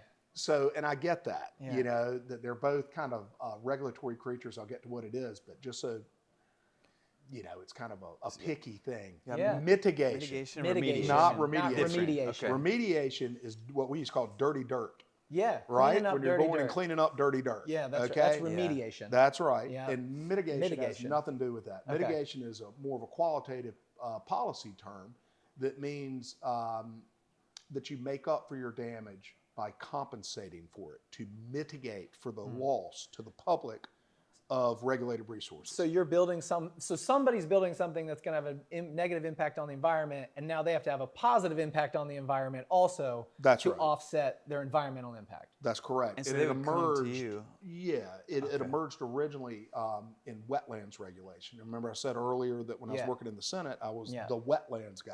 Yeah, right. And that was disconnected from this company, though. That was that was prior to right. Okay. And get out of college job, right, working on the Hill, and in the Congress, or say the Senate, there'll be like a telecom guy that works at the in the Commerce Committee, the telecom or healthcare or Social Security, and a big name. I was wetlands guy. You were wetlands guy. I spent 6 years there, and my apex was to be the wetlands. Call the wetlands guy. Yeah, but that was a big thing back then, still is to a degree, that right around that time the government changed some definitions of what was a wetland, or it fully kicked in. And what mitigation is, it emerged in wetlands, it's gone on to other things. But in 1972 they passed the Clean Water Act that said thou shalt not pollute without a permit. Right? Couldn't make it go all the way. Yeah, right. So they said those that pollute, and that includes a variety of different kind of water-related pollution, point source, non-point source, et cetera. And then there's another section of law called Section 404 that says for any dredge and fill activities in navigable waters of the United States.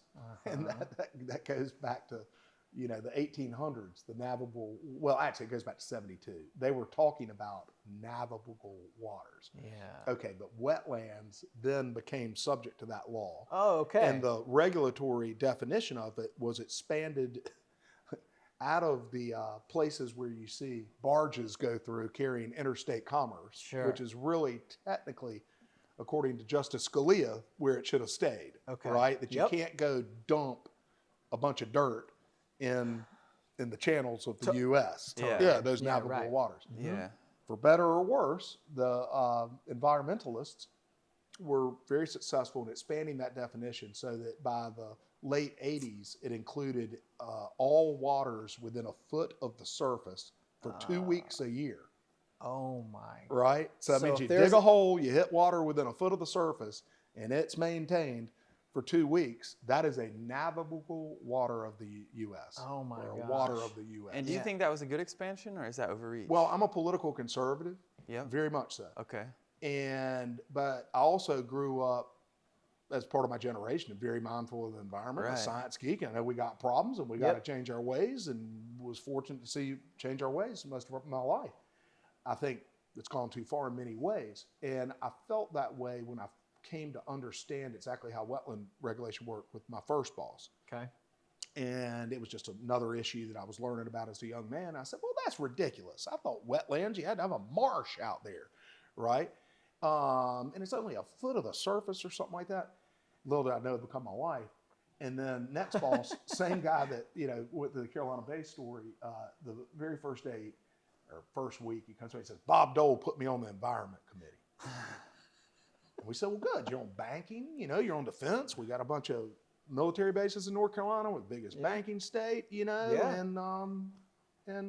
you'll be on the environment thing. It's kind of technical. He goes, is the wetlands in that? And I said, well, let me take a look. I don't really know the whole jurisdiction, I presume. So I come back and go, yes, Section 404 of the Clean Water Act is regulated out of the Environment and Public Works Committee, which Senator Dole, the leader, has put you on. And he goes, well, get rid of them. I said, excuse me? Get rid of the wetlands? He said, I don't ever want to see one of them Corps men come on my property, Corps of Engineers. Oh, yeah, that's actually regulated by the Army. Another crazy twist. Yeah, Army Corps of Engineers. That's right. I don't want them ever come on my land again. I don't want to go on to anybody else's. They're all over us. And what had happened, they had expanded the definition, or it had fully kicked in. And it was a problem because people had owned land their entire life that would be their retirement property. Right. This is something I own that is developable, and it reflects that value and always has. Might be a lot, might be a little, but it's developable land. And all of a sudden, poof, it was gone. And because it was were wetland. raising hell nationwide. Because it's wetland. Because all of a sudden it became a wetland. And Now it's like, an environmental impact. What do you mean? I got to call 5 state and federal agencies and get them to approve that I can. And principally the Corps, which is no easy counterparty, and come out and to approve me on my own land. I have to have a federal official come out and go through a bunch of paperwork. And we called them at the time, it's a little bit, bombastic, but wetland victims. So he said, get rid of them. So I said, okie doke. And like as in knowing reclassify that you them, couldn't, or reclassify. Get it out of the laws. And a little bit, long story short, he, for instance, he said, what is a wetland? I said, well, it comes within a foot of the surface for 5 to 12% of the growing season. And him being a farmer, he said, it'd be about 15, 20 days in North Carolina. I said, yeah, that's what I heard too. Turns out that's about right. He goes, put them on the surface for 3 weeks. I was like, well, it's kind of, okay, it's a puddle for 3 weeks. Yeah. That'll be a wetland. Oh, shit, people went ape shit, man. Really? Oh, God, it turned into on a minor thing. But for me personally, it was, oh, God, this is blowing up. And so we started having hearings on it. And we had 3 or 4 of them. And it wasn't going well at all, man. Because he was a hog farmer in North Carolina, which is, probably not the best place to be coming from to, as an environmentalist. And they just torn their ass off. The hog farmers on 60 Minutes. So all the hog farming stuff was blowing up in the papers. That's right. And part of it was going after him and saying that the reason he wanted to deregulate these wetlands was to serve his own economic interests. I guess in a way that he had experienced that stuff, but he wasn't trying. He had enough money. He literally wasn't trying to free up his own land. It was for people like him. Yeah. I know that for a fact. But that ain't what the editorial said. I mean the editorials. And going on and on, just beating the hell out of it. What year was this? Circa? 93. 93. Through 96. Okay. So his way of trying to shift this was to get lots of things classified as wetlands, so lots of people's attention would be drawn to it. Fewer. Oh, okay. So you put it on the surface, there's a lot less land that has puddles than has water a foot below. Oh, I see. The puddle land qualifies already. Out from under 1 foot to the. It shrinks the basket. Making it deeper. And of course they immediately ran out. The agencies that did studies, which very political move, but did studies that were way probably exaggerated and said that 87% of the wetlands in the United States will be developable overnight after the senator's bill passed. If they change it to because a lot of the water is sitting just under the surface. That's right, but it's probably true at 60%. Whatever, a lot of them, So it was just catching absolute hell, and simplified. We were sitting around talking. This is just not going well. Yeah. And I was saying this ain't going well, and then I came to him, I said, hey, could we have one more hearing? He says, on what? These have been terrible. I said, yeah, I get it. But let's do one more hearing on this wetland mitigation banking stuff. He goes, you mean that boy that was in here swapping them? And I said, yeah. And we had a lot of witnesses come through, but we'd had a fellow from Florida come and testify. Actually, this guy was from Chicago. We later had in the final hearing. A guy had come in one of the early hearings, one of the very first wetland bankers. He's from Chicago, John Ryan. And he came and testified, and nobody could understand what the hell he was talking about, really. But then I became more familiar with it because I was learning up on various aspects of it. And I said, could we do one on that? Because it's kind of classic middle of the road. Yeah. And what wetland mitigation banking is. When they said you got to get that permit, and it started kicking in the 90s, and people had to go get this permit. So what does the permit require? What does one say to the government to go from you can't do it to you can do it? It's a 3-part test: avoid, minimize, and then mitigate. So avoid is what it sounds like. Show us, and it's actually an avoidance test where you've got to prove. I tried to avoid. I did my best. Exactly. Yeah. And that includes, and this was new to me back in the day, but this is public and private developers. In fact, the largest developer in any state is your state Department of Transportation. For sure. If you think about it. Yeah, that's right. Walmart doesn't put in anywhere near the blacktop that DOT No does way, in that's any right. state. So everybody has to get permits, and that's unique about this country. Oh, You go okay. to other countries. The government has to get permits too. Absolutely, the Oh, government's got. good. And in fact, they're harder on the damn government than they are the public oftentimes. The All right. consequences aren't as bad. There aren't people losing their life savings. Sure. Yeah. But they put themselves to the test big time, federal to state. So Which is a state good reason DOTs are always fighting to build roads, Right. Yeah. and particularly were at the time. So you got to avoid, then you got to minimize. So I got my thread, I avoided best I could, or here's my square. It's going on a wetland. I've avoided best I could. I don't own any other land to put the car dealer on, car dealership. Okay. Literally, that happened in Florida, where a guy had to spend 3 years proving that I can only put my car dealership here. Okay, so you avoid, then you minimize, which is making that footprint as small as you can and using best practices. Say if you're building a road, bridge the wetland most of what you can. If it's associated with a river, and you're going to build a bridge over the river, we'll make it extend. And that has made bridge building at least 10 times more expensive nationwide. Oh my gosh. Yeah, the bridges are hugely expensive, and you go make every bridge suddenly has to be 5 times longer than it was in the 60s of the wetlands. and 70s. Yeah, you Yeah. know, it increases cost dramatically. So you avoid, you minimize, and then at the end of the day, and they're sequential. So you got to avoid, you go through all that with the government, then you minimize, go through all that with the government, and then you get to the end of the day, and they want to know how many acres are you going to destroy. Yeah. And then one must mitigate for that by providing the restoration, preservation, or enhancement of a similar type wetland within an appropriate geophysical unit, which is generally a watershed, and actually 8-digit watersheds, which are about the size of 3 counties. Okay. There are 54 of those pie pieces in North Carolina and 17 river basins. Okay. So the Noose that we're in now, no, we're in the Cape Fear, has like 11 or something like that. Noose has 14 or something.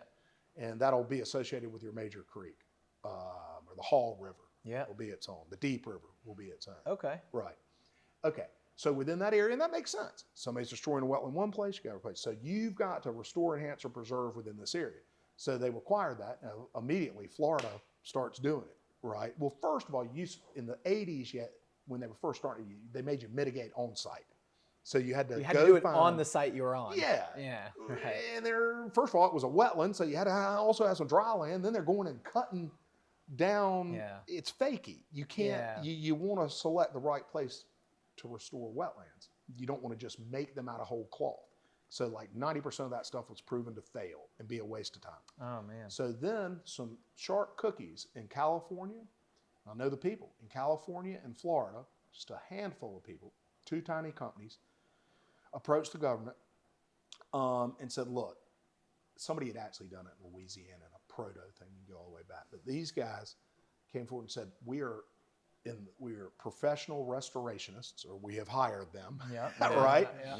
We want to be the people that will go and restore wetlands. That's really what most of it is. In North Carolina, you always have to restore. That's the point of the realm. Got it. Because if you preserved another wetland, that's a good deed, but then you're destroying another one, and all you just kept one the same. You kept one. That means it ain't going to get destroyed. That's okay, but what you really want is to improve the condition, to bring another wetland back that once was a wetland, is not now, often because of agriculture. Might have not have been for 100 years, 200 years. It's ditched and drained. You've taken all the water off of it and destroyed its wetland characteristics. And you're going to restore it. So these folks came forward and said, can we go pick a good site that is going to work, that is the ideal place we can find in the watershed to restore a place back to wetland, which is can work. In fact, it works very, very well. It's amazing what nature will do. And then here's the cool part, and then we'll call it a bank of credits. Okay? Oh, and then for every acre, and there's magic math that actually results from acres to credits and credits to acres, both on the impact side and the mitigation side. But let's just say it's 1 for 1. I'm going to go restore 200 acres of wetlands. Yep. So will you give me 200 credits? And then I will sell those to your permittees so that their action is professional, even though they didn't do it themselves. You don't want them doing it. That actually makes the most Makes sense, sense. because they're in the business of building a building. That's They're not right. in the business of cleaning up wetlands Yeah. or mitigating And wetlands. that's exactly what And was so- happening. Be a People were specialist, going you know. out. Outsource it if you build. And even if you build an hire a outsource- consultant, that consultant, after it's over, he doesn't give a shit whether it works or not. That's right. And that's one of the Right. key things. When you do a wetland bank, one does not get all those 200 credits for those 200 acres right away. Because shit, it looks like a puddle out there. It doesn't have any vegetation on it. How's it going to do in various seasons? So it gets inspected over time? Or Absolutely. You talk about an anal process, buddy. they follow up. Oh, God. And then they fuck all that up. And who's in charge of doing the inspections and eventually? What's called an interagency review team.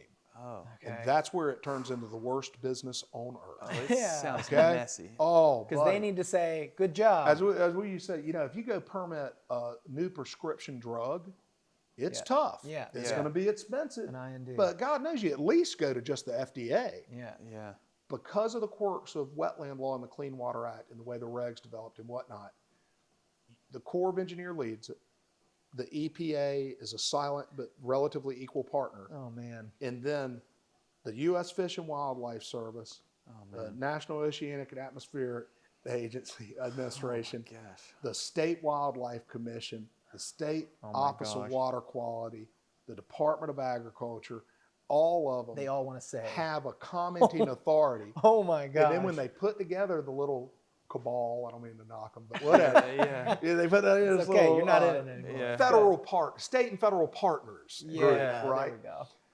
Those state and federal partners have to approve every single action, Oh my gosh. every single No. monitoring report, every plan, all has to go past muster amongst a minimum of 5 state and federal agencies. Wow. That's And incredible. if one of them raises their hand and says, I Yeah, can't get to it for a few months, I'm overwhelmed over here, everybody else goes, I understand entirely. Yeah. It's tough over here too. And I mean, Yeah. it Oh, turns my. into an absolutely glacial process. So You need 100% quorum. You need everybody to sign off. that's right. All these groups. Absolutely. At multiple stages. every project, Even while multiple you're stages. investing. And that is enormously expensive, uncertain. When you buy the land, it's expensive as shit. Oh yeah. But at least you can buy the land and close next month and whatnot. Yeah. And if so it just puts you in a very uncertain place. And so we held that hearing, and it had been a shit show before. I mean, people arguing just Yeah. like they do in Congress, right? And we held the final hearing. Kumbaya. From Barbara Boxer on the left to Senator Simpson from Wyoming on the right to Senator Chafee, who was our chairman, right down the middle. They all said, they've been arguing about wetlands for close to a year. Yeah. They all said, that's a good idea. And they all wanted to be behind something. It was really kind of cool. That's Yeah, that amazing. is cool. Yeah, and Yeah. it had been this little thing, like Yeah. the agencies were in touch with these guys who were trying to get attention to it and get Washington to approve Yeah. this system. And they'd let them do it provisionally in the local jurisdictions, and they had some things, and everybody was uncertain. So they needed guidance as the first step. The agencies needed to come together. We had this wonderful hearing. Next day, the Corps and the EPA were in the office and said, we want to do guidance. We've now been totally greenlit by both parties in the Wow. committee. We're going to do guidance. And we invented the regulatory system, started, it's still evolving. And I was like, this is a good political win. I promise you, I was not thinking of it as a pecuniary matter at the time. Yeah. Right. And then one of the company, I was like having a beer with one of the guys, and he said something. He said, actually, I think I asked him. I said, could a guy like me do this? And he's like, man, there are only 15 of us nationwide doing it. There is please no join. history of Yeah. credentialing Oh my gosh. or experience in this. He said, yeah, anybody can do it. I Yeah. said, well, I think I get a job. I've been up there 6 years. I didn't want to be a lawyer or a lobbyist. Yep. Probably couldn't have been a lawyer, and I've been a lousy lobbyist. So, and I was kind of sweating it, getting on 30 years old. And they said, yeah, we'll hire you. So I went back, actually all the political stuff was already done. It had already baked in.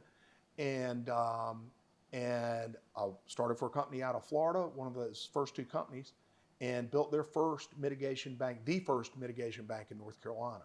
Yeah. And so at that time, and I went and worked for them. So I worked for them for 2 years and started restoration systems. But at that time, there were 15, that's being generous, mitigation banks in the country. They're 8,000 now. Wow. Whoa. Probably more today. I've been out of the game a little bit. But I've watched this, what became an industry, by virtue of regulation. That's right. Yeah. As we say, no one wakes up in the morning wanting a bowl of wetlands, right? There is no native organic market for wetland credits. Yeah. They're only purchased essentially by a gun to your head. Yeah. Because they will put you in jail. That's You right. know, if you violate, don't get your permit. So, so started the first one for EcoBank out of Winter Park, Florida. And then they went tits up because they were out of Orlando and had just made a bunch of money in the cell phone business. They had good consultants, right? And they were fairly legit, would do a good job. But they didn't expect that timeline. They didn't know how the payback They were like period, y'all's business, which is tough and hard, but it's kind of in your control. Cash flow is a big deal. Yeah, exactly. That's right. And this was a fairly wealthy man too, and he dumped millions of dollars into it. And I could see after 2 years they were letting go of everybody. I said, I know I'm coming soon. But actually, that first bank I started in North Carolina was very profitable for them. And I saw how that went down. It was also very odd culturally because I'd been in D.C. for 6 years, and I grew up, I did live in the country, but I wasn't much of a, farmer, right? Yeah. So I'm up there in D.C. and they hire me, and the first job was to go out and buy large tracts of rural land out in the middle of nowhere in North Carolina from farmers, So it was very interesting. I went from wearing, leather shoes and Brooks Brothers suits, and all of a sudden I'm in damn waders. Walking out, and I had to do this. I had to spray plants and all this shit. And did you enjoy it? Oh yeah, switching over from DC to kind of running. And the boss, I'd been around this countryman, for the last 3 years, and it really developed and had previously a lot of respect for rural North Carolina because we were Republicans and conservative, kind of represent that slice. And then I was in it, man, driving around with soil books, looking for places to restore. It's really fun because it's kind of like having a green paintbrush, but you got to paint by numbers, and you got to go find where you can paint, where you can go make it green. So you basically worked for, you're a part of getting the regulations passed, and then you worked for one of the first 15 banks down in Florida, and then you saw the opportunity. They were having financial issues and ended up starting one up here. Essentially you got to find the land, buy it from whoever owns it, the farmers or whoever. Then you mitigate the land. You restore it. You restore it to be mitigation. As mitigation. And then now you get credits over time. Started out 5 years, then went to 7. Now it's 10. Okay. And then others. As the ecosystem matures, you get the credits. As the ecosystem matures, you're harvesting credits. That's exactly right. And then a different business who wants to build an airport, a building, a mall, whatever, they need to have some of these credits to offset their footprint. And it's a turnkey solution for them after they're through the other parts of that process. At the end of the day, they break through the tape. That's it's fairly easy. And they go, we want to hire you to... Or they just buy the credit. They buy the credits. They buy the credit. Oh, yeah, sure. And we keep a ledger, and the government keeps a ledger. Got it. So the banks are actually the individual restoration sites. Okay. Oh, right? That's a bank. The company is a mitigation banking company, but when you... the bank is the parcel. Is the parcel. Got it. Exactly. Okay. You can actually have multiple parcels in a single bank. But that regulatory creature is its own thing. That collection of land or single piece is a bank. It's going to have its ledger. Government keeps it. We keep it. It's all online. Somebody buys 7.32 credits. Sometimes it'll go to the third digit. Yeah. And they pay us. We debit our thing. Government debits it. Yep. And you go until you're done. Okay, seems like geeky stuff. And it seems quite unconnected to the rest of our esoteric discussions, gentlemen. But it's admirable. I always thought it was fucking kind of cool, man. It's unbelievable. And I'll tell you, it is cool. How many acres do you think you've restored in your 25 years? 48,712. That's a lot of acres. Just a guess. Over 40,000, but in wetlands. But then we got into a business. We've been talking 1-0. And I won't take you through the whole lecture. But it's applicable to other resources. Yeah. Okay. Not just Well, then it got to wetland. streams because wetlands aren't anywhere. And any businessman, then we became. Here's where it gets neat. You're the too, water from guys? a political standpoint. Is that we wanted new markets, so we would go and try to change laws, regulations, hearts and minds to allow other regulated resources which had mitigation requirements to have them supplied by third parties in a banking context. The same idea, same thing that happened in California. That's right. Expand that to other. The first big jump was from wetlands to streams. Okay. And then streams is 5 to 10 times the business of wetlands. Okay. So wetlands is a little bit passé. Is that just because of square But footage? creeks, Yeah. right? There's It's a lot just more it's more creeks. technical to do it. It ain't easy to restore a wetland, and it is technical. Yeah. But to go and take a cattle trampled, straightened ditch that 180 years ago was a winding stream with a functioning riparian area that flooded when you had a 1-inch rain, it would go out into its floodplain. Yeah. That's the way nature works, right? Then everybody went and destroyed their streams. Plowing. And what we do, and it's a beautiful process, and there's a whole art and science to it, and you call them stream designers and stream technicians. And you bring in or have on staff people that actually go and look at the topography, find where the old stream went, if they can, best they can, and then you recreate it and you fill everything in and bring it up, because a natural stream roughly should, if you get a 1-inch rain, it shouldn't have any energy. It should be a slow flowing, moving thing through its watershed, right? Or through its immediate floodplain. Okay. But if you don't have that and you're stuck in that ditch and you're that old historic creek and all that same water's running through a ditch, it's constantly ripping more soil out. It's eroding it. Eroding it. And that's why then streams begin. If you think about the streams at your local park, you know, you'll go see those nasty things. And they're cut away. A big place to do it is cattle farms. And we have taken every single stream in the state of North Carolina that has been on a cattle farm now looks perfect.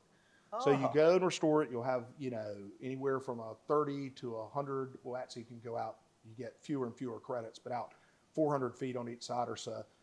And then all mitigation has a permanent, very serious, rock-solid conservation easement on it. Not one of these that says, don't ever build a building here. It's no touching mechanized vehicles. It's a no-touch easement. That's what you call it. Oh, okay. Don't fucking touch it. You cannot, you can't trim if the damn trees are reaching over the fence, because we put in a fence. All the streams are fenced. The wetlands aren't. But so North Carolina, I bet we've built 100 miles of fence easily. It's a component cost, you know, you can do it in all your numbers and whatnot. Okay, so you permanently protect it, and then nobody fucking touches it. Forever? For 100 years? Forever. No. Until in the government perpetuity. says so. And in fact, it has to be accompanied, if you do it privately. There's a lot of work gets done for the state, and the state selling credits, and then in North Carolina, we backfill the credits and sell it directly to the state. But the pure form of mitigation banking, you have to have an endowment sufficient for its care in perpetuity. Now, try to pencil that out. How do you do that? If somebody says, how much is going to be needed in 100 years? So there's endless, in the early years, arguments and tension over endowments, but it has to have a permanent funded, and that's what your friend Matthew did. We and other companies would give the organization he worked for, the North Carolina Habitat Foundation, Wildlife Habitat Foundation, which is a wonderful, wonderful group. He worked for them. People started giving, because we didn't want to keep the land, and we can't keep the endowment. So we would hold the easement and be responsible. Sometimes we'd own the underlying deed, but it's all eased, and then someone has to be the person to keep us on the ball and make sure we're not messing anything up. Go survey it. And to keep the money. They have to keep the endowment. The endowment. Yeah. Right? Yeah. So what Matthew was doing was responsible for going and looking at all the mitigation sites that they had been given over the years and making sure that the fence was up. They weren't failing. That the farmer wasn't driving a tractor through it, which will happen from time to time. Yep. And you got to have a difficult talk with him and say, hey, you signed this thing. Yeah. Don't back the tractor up in there. Yeah. And you cut a limb off of this. Nope, don't do that. So you have to get all farmers to sign on it as well when you're setting Yeah, it they're up. selling you the easement. Okay. So what you're doing, it's actually a fun, kind of like a salesman job, but you're a buyer. So you have to go out in rural North Carolina or wherever you are, it's generally rural, and make this proposition. Mr. Farmer, I'm a wetland mitigation banker, and I want a permanent easement through your farm 2.3 miles long where you can never, ever, ever drive within this 500-foot, 2-mile-long band, okay? We'll give you some crossings. Yeah. So select the places that you're going to take your tractor through, or if you ever turn it into a golf cart course, where the cart path is going to go. Yeah. Right? Or any kind of future activity between these two Those sides. are the places. You can pick 10, you can pick 100. Well, actually, you can't do so many, but whatever. You pick those places, and then after that, buddy, it's over. Yeah. You know, you can't touch that land. And I mean, at first, I'll never forget, though, when I was first out there looking for it. What a pitch. Guy said to me, he goes, "Oh, I know what you are." And I was like, "Oh, cool." He's somehow heard of it. He goes, "You're a spaghetti farmer." And what he meant was, I don't know what the fuck you're doing on my land. It could be spaghetti you're growing. Yeah. How much you going to pay me? Yeah. And we generally paid 5 to 10 times what the land would be worth in whole. Wow. So they come out singing. We bought more farm equipment, paid off more damn mortgages, bought beach houses probably in some instances, because it is money from heaven. And they always, now, I used to never think everybody would know it. I was like, people would say, well, they're going to get wise, you know, or whatever. There are certain circumstances you get in where you don't want everybody to necessarily know what's going on. We never hid what we were doing. But you figure they all, and I said, well, everybody will. Word will spread. You cannot go to East North Carolina. If you show up with anybody that's got more than 20 acres and say you're a mitigation banker, they're like, let's get talking. Come on in my kitchen. I've been talking to you guys. Generally, they've talked to multiple people because we're running out of sites. Yeah. Right. What an amazing problem.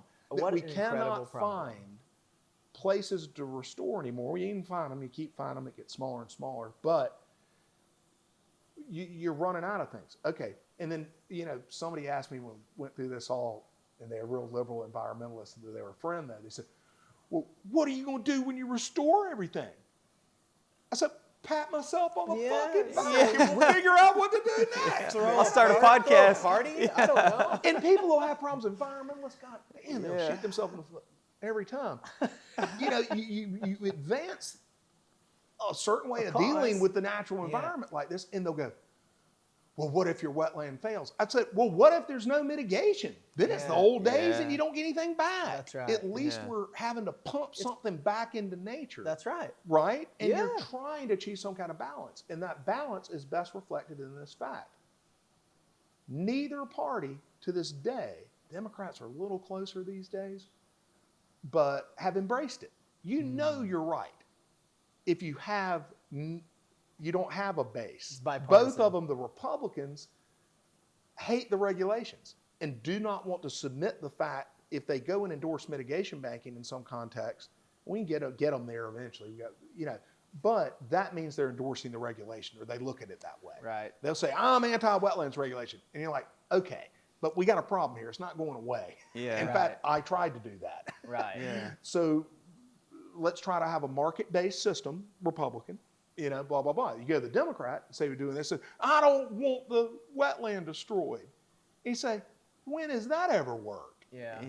They're going to be new airports. They're going to be new highways. That's right. You know? It's coming. Yeah. So do you want to get something back for it or not? Yeah, that's right. You know? It's a great compromise. It is a great compromise. It is a great compromise. You're very proud of it. And to have a role in it. And and restoration systems. So what was it? I have a question. Yeah. What was it like getting started? Did you bootstrap it? Just like y'all's entrepreneurial things. How'd you cash flow that though? How do you buy your first property? Friends and family. You have 10 Friends years and family. until Yeah, you we get... went out and we borrowed you could have kept it under 300, but there's a little spurt of spending at the end. Borrowed $380,000 from friends and family. from my partner's cousin Yeah. and 2 of his buddies. And that was they loaned it to us. I didn't know any better. Oh man. And so got debt, not equity. They had the equity. What was your We rate? had the debt. 11%. 11%. Uh-huh. 90s. Yeah. Okay. Right. Yeah, 11%. and it got up to 380, and we did our first deal. And I was living in Morrisville in my little bachelor condo, working out of the room above my garage there, our townhouse. And I got a damn check in the mail for $2.6 million in my little mailbox. Oh my gosh. Yeah. And then another one for $3 million. And we're still, me and my partner down in Newbern. And it not like this went quick. Right? No, But right. when it broke through, you're like, man, this is This real. works. And Yeah. then, of course, the investors asked for the checkbook. And Yeah. you know what I mean? And then we paid them back, and they're 11%. They still own the equity. Yep. And then we bought them out over the years, all Okay. except the original cousin. You did. And so Okay. and that cost a lot of money, but we got it back plus Yep. some, and they were happy too. And then me, my partner John, and who I worked with in the Senate as well. We sold it 2 years ago with that cousin. Kind of wrapped it up. So it was both a cutting edge business in that you're doing this weird thing, but it had no features of the kind of stuff y'all do, man. Yeah. You know what I mean? Where you can go do a A round or a B round, at least back when we were getting into it, and it didn't move fast. No. It just didn't. So It didn't sound sexy. People didn't just like perk up when they heard yeah, about well then you got a bunch of you mentioned carbon trading, Yep. which is very similar. You're mitigating for your carbon damage by paying for sequestration elsewhere. Yeah. But that policy is both our grandparent and our grandchild. That mitigation, years before anybody bought a carbon credit, people were buying wetland credits. Yeah, They had yeah. thought of carbon credits Yeah. earlier than that, but it hadn't happened, and it still hadn't really happened because Sure. there's not a cap. Right. Also called cap and trade. You could say that wetlands are a cap and trade system. Oh, interesting. That you're capping it at no destruction. You know, it's George Bush one that came up with the idea. Remember, well, y'all a little young, but in '88 it was actually a big campaign thing for him. It became part of the campaign. He said, no net loss of America's wetlands. Wow. That was his number one environmental pledge in his campaign, was no net loss. Yeah, right. They were still mitigating on site, That's that compromise. but that green lighted what later became, how do you get to net, right? When did you realize like this is something I wanted to do? Like you get into this thing, and because in some ways it feels like it was the natural progression of the next thing and the next thing, but you're still making those choices every time. And so you choose to go raise 380 grand from your friend's cousin, and you know where did you think this was going to go? Did you have that kind of idea? Of Oh like, God, I let's thought build... I'd be flying around in a jet now. I was like, still, because I saw the 8,000. And here's the thing. Well, first of all, like I said, it was the same cutting edge, but then the company over 25 years, it had a nice old-fashioned lifespan. Yeah. Well, we got up to, roughly 18, 20 employees. Yep. A whole bunch of, for every one person that worked in the office, we had 10 people that were consultants. Contractor. Working in the field, Yeah, surveying, heavy equipment. It's a lot of construction. A lot of moving dirt. A lot of moving dirt. It's like golf course construction because it Okay. has to be to the fractions of inches. They're grading it. Right. Everything Exactly. is- And it all has to be planned what that grade is. Yeah. And actually with a golf course, you could get a little funny with it. Say, I'm going to do this or that on the fly. You can't do that mitigation. Okay, so it had kind of natural lifespan. As far as the financing goes, because of our mindset and it was too early, we always stayed closely held, right? And then I had the kind of discomforting experience of watching other people that were more financially and business adept start companies years and years, and it was still new, after we got in it, and turning them into gigantic businesses. Oh yeah, there's one of them's got 400 people in a damn skyscraper in Houston now. Wow. And in a business, so they got professionally financed, and KKR Got it. gave them $300 million. Right. Yeah. And that guy and others. I mean, I know a couple of dozen people who got in the business after I did and came out a hell of a lot better than I did. But what soothes me is we had a wonderful career. Yeah. And we paid for a lot of kids to be born and to eat. Yeah. And we it's had, incredible. Yeah, great friends and family. It was old school. Yeah. And also cutting edge. It's amazing. I think there is something so, doing business, one of the greatest things that I had felt was exactly that, is that you're providing an opportunity for others to work, put in an honest day's work for an honest day's pay, and that's paying for groceries and schools and kids and life to happen. Yeah. And to be able to enable that for a group of people, whoever, is really incredible. And then have the ability to make their job as pleasant as you can. Exactly. Yeah, and they don't hate it. Yeah, not as pleasant as it can be. Exactly. But as pleasant as you can. Yeah, that's right. Man. And it's a rewarding business. You get to work with people. I was not originally coming at it as a biologist, or particularly, there's some people that are tremendously attached to the earth. Sure. That is what their passionate. calling is. Yeah. And you're able to bring those people in and give them the damn job of their life. That's right. They love where they're going to get to plant, like our trees. We had to plant native species only, and we always tried to do a really, really good job with it.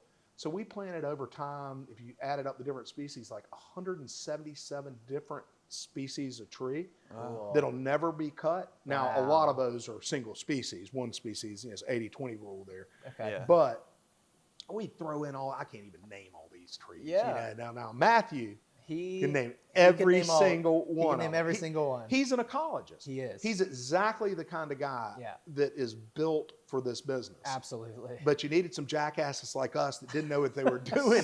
but we had the political skills. See, that was very important in the beginning, because it's all got to work. Oh God, we had to change the national law in 2008. We passed the whole. Our best buddy congressman, took him 5 years and then another 4 years for the regs to pass. And we created a stable system. All they had was guidance from back in 95 when we first kicked it off. And then we created a true federal rule, which all sounds geeky. But it then solidified it as a business. Yeah. Because the regulation was not a suggestion. They mandated. That's the way it works. Yeah, right. Yeah. You create a framework. So we got to see that. And how many? I mean, the implications of that being passed has saved millions of acres in our whole country, I would imagine. I mean, it's incredible. 8,000 locations never get touched, and those are growing. And what it does, you got to have your national parks and your state parks and your local parks, or protected areas. Call them preservation, not parks, because that could be something with a swing set. But preserved areas. There are many modes of preservation, and land trusts and all that. But what happens is you put an incentivized entrepreneur. They used to say, it's one of these kind of quirky things, counterintuitive, that the environmentalists would criticize. They were so cocky about it. They'd say, it's in your interest to buy the cheapest land possible, right? Okay. So the cheapest land possible doesn't necessarily converge with the best land to do. Right. Okay. Actually, it kind of does, right? Because those are the fields that are going to flood first. Right? So you're getting the kind of the bottom. So then you got cheap stuff. And then it's like, well, what makes you get a better site than one of your other competitors? Because a lot of this is competition based. And it's the regulatory system is so arduous, as it should be to some extent, that you would only want to bring in the best restoration site where you can brag, hey man, look at the upstream that I'm treating, because all wetlands treat water quality. Look at the downstream, I'm providing better cleansing opportunities to, et cetera and so forth. You wanted to be proud of the site. There's something about being an entrepreneur where you're not just trying to do the cheapest fucking thing you can. That's right. Particularly when you're a new company. That's right. You want to do the most cost-effective thing you can. That's the most impressive damn thing that you can get away with and not go broke. That's right. Yeah. And that ends up with people, we have guys that sit around, and girls, with their eyes bleeding, looking at Google Earth. That's the fundamental start of a mitigation site, is you just crawl through aerial photography and look for places that you learn how to spot it that used to be a wetland and aren't now. Wow. Right? And then you put a pin on it. And then we all sit in the conference room and look over the pins and say, I've seen that one. No. Go to this one, this one, this one, this one, this one. And then you go out and get then it's always cool. You're like, what's actually out here? Yeah. And who owns this? Because we would do it without knowing who the landowner was. That was always kind of a rule. We didn't say, they don't look like they'll sell, or let's go to this guy. That's right. Yeah. Or whatever. Or, you would go and just start at the number one place you could find. I did one example in the upper Noose, which we're really close to that watershed line right here. We had bidding things when you'd sell the sites to the state, which is a whole separate story, that there's something like 1.2 million acres in Nuso 2, the place you could find the places. And they needed a specific type of wetland and whatnot. And 6 companies were all competing for the same 45-acre site. Wow. With over 1 million opportunities. Whoa. Everybody's competing for 45 acres. Why would you do that? Yeah. If you were the cheapest guy? Why would you ever compete with somebody for the cheapest land? Yeah, It doesn't make sense. Well, it won't be the So it cheapest actually for long, creates a yeah. virtuous cycle. It's a great example of the private sector being harnessed for public good. Okay. Yeah. So that's incredible. mitigation banking. Thanks for asking. Oh, that's fantastic. That's unbelievable. Yeah. That, I don't think I ever knew that much about. Hold on, I'll wetland give you one mitigation. more. Just to Did I say we'll- remediation? We'll close out on mitigation. I'll take you all the way up to 5-0. Okay. We actually retained this company. We invested, John and I did, in a fella out in Oklahoma City in 2013. And I was up at the mitigation banker fly-in DC, policy fly-in. And all 50 of us at that time or whatever come in there. And I met this fella from Oklahoma. A kind of laconic dude, kind of a cowboy in a suit. And born in Texas, lived in Oak City. And I said, well, what are you doing? Yeah, I never heard of your company. He said, Prairie Chicken. He said what? Prairie Chickens. Prairie chickens.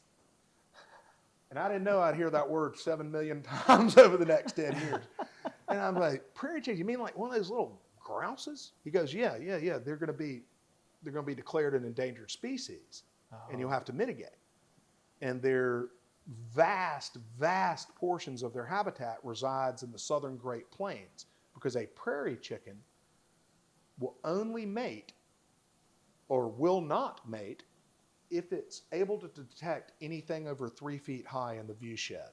Whoa. Right? Whoa. So you go put in a frack well, and you say, well, yeah, the bad guys are getting ready. Or a windmill, or a solar farm, Yeah. If they have any kind of associated infrastructure, or clean energy transmission lines, of which there's a tremendous demand for. Shoot. All of that makes a prairie chicken stop doing the nasty. Wow. Right? They For 10 months. cuts it off. Yeah, and they have a buffer area Yeah. where biologists have determined this is the area of concern.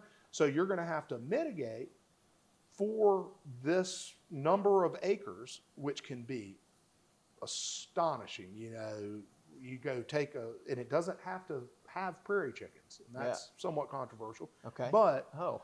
and I'm a believer, hold on. And like I said, I ain't the biggest environmentalist. Could have been. But man, there's certain things that my little tiny green heart beats for. And that bird is one of them. Okay. I have seen, it is an extremely special creature. And it's actually the lesser prairie chicken. It's the one that's regulated. Greater prairie chickens, they're running around in parks in Chicago. Forever. But the lesser prairie chicken, there are only 22,000 of them left. There used to be so many, they shipped them out of Texas in boxcars. No way. Boxcar probably take 50,000 of them right there. So you can't even fill up boxcar one. Wow. Right? So what his business plan was to bank chickens. No one ever banked such a chicken. And and we went in with him halfies because he was running out of steam because of the extended timelines, and then a whole just business drama extended. Then a federal judge, they listed it. We're like, yay, we've got a market now, and we've got a bank set up. They let us set up the bank even though the thing wasn't listed in danger but was proposed and whatnot. Like, yay. And then I'm out hitting golf balls on the driving range, listening like cocky and capitalist, listening to a board call, but I don't really care. This is going well, And he opens the call. He goes, federal judge in Midland delisted it yesterday. Oh my We're gosh. I'm like, what?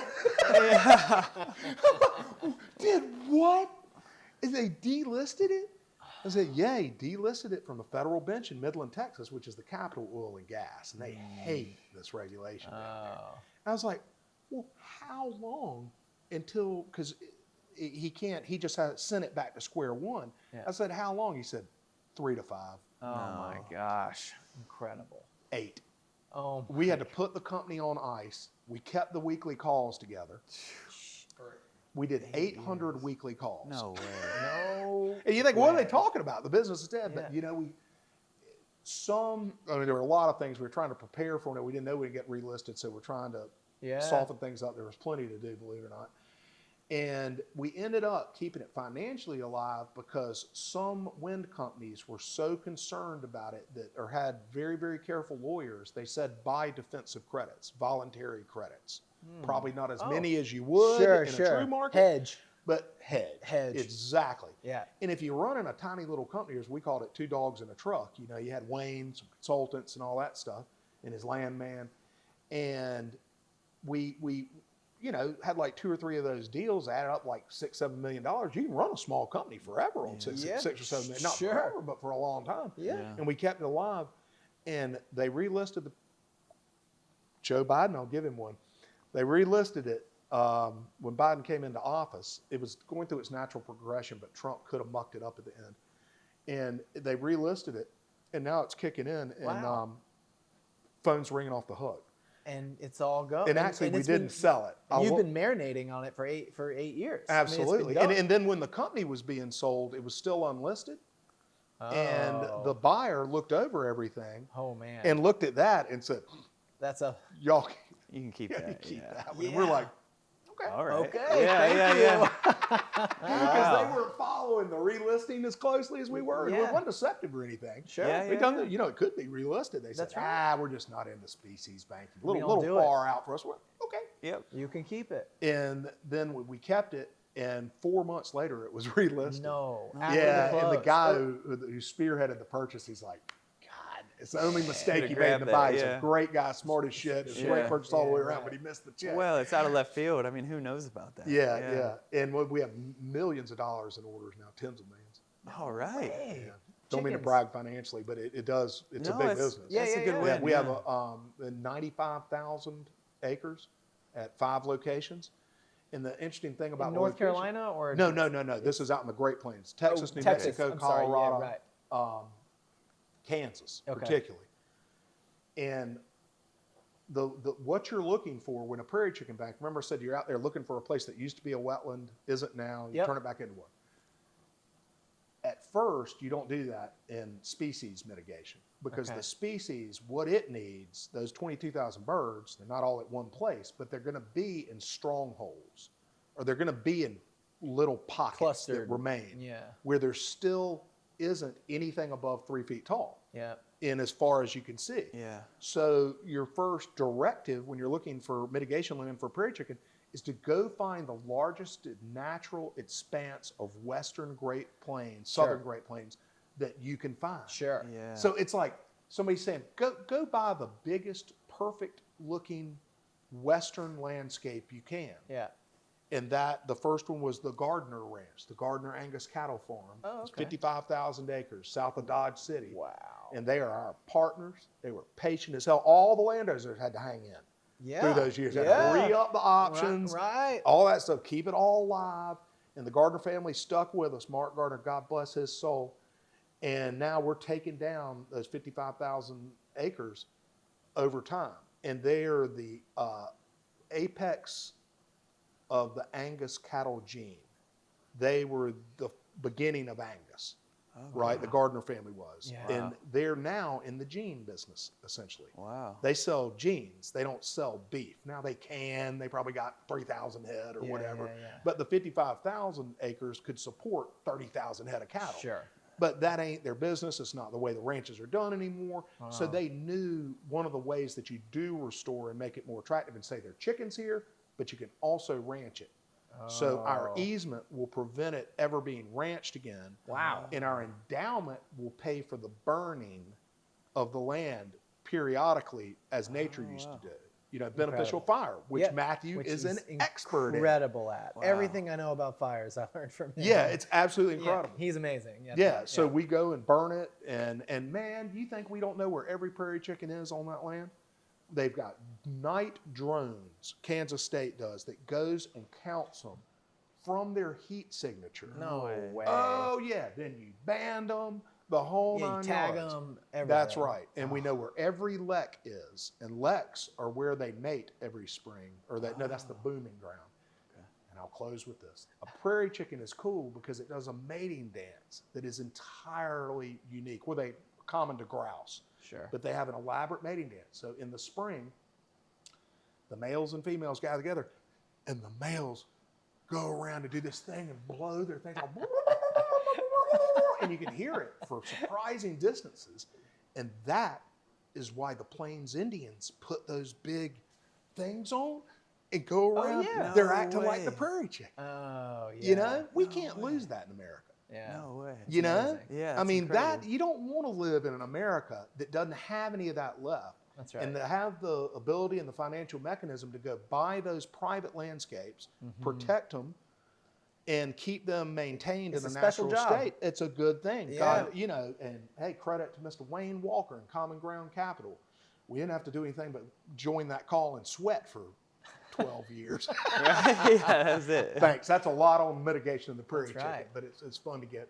That's fun incredible. to talk about. Oh, that's Oh really my cool. Gosh. And what an amazing story to walk through. I mean, it's not just about what you did, but that you did it. Like to go through it, build a company, have employees. I mean, hire, fire, all the putting out fires. I mean, the whole thing. It's amazing. You've had a great career. It has been. I've been very, very fortunate. I'm 58, and now it's Cosmic Summit. From And here now you're out. throwing summits. I wouldn't touch that business from up. I mean, I loved it. God, I loved it. Every moment of it. I mean, except when you hated it. But now I just can't imagine waiting on those letters from the government. We'd send a letter off. It's like writing the Queen in 1800, yeah. you know, from the colonies, or 1750. It's like you send the letter off. You don't know where it's going to get there. You don't know how long it's going to take long. they're You gonna don't know get where it. they're going to read it, and you don't know when it's coming back. Yeah, Right. Right. So you just sit there and say, how long? When did we write them? April. Yeah, we should another 6 months. And then the other guy in the room will go, Nah. Jake won't get to it at least till next March.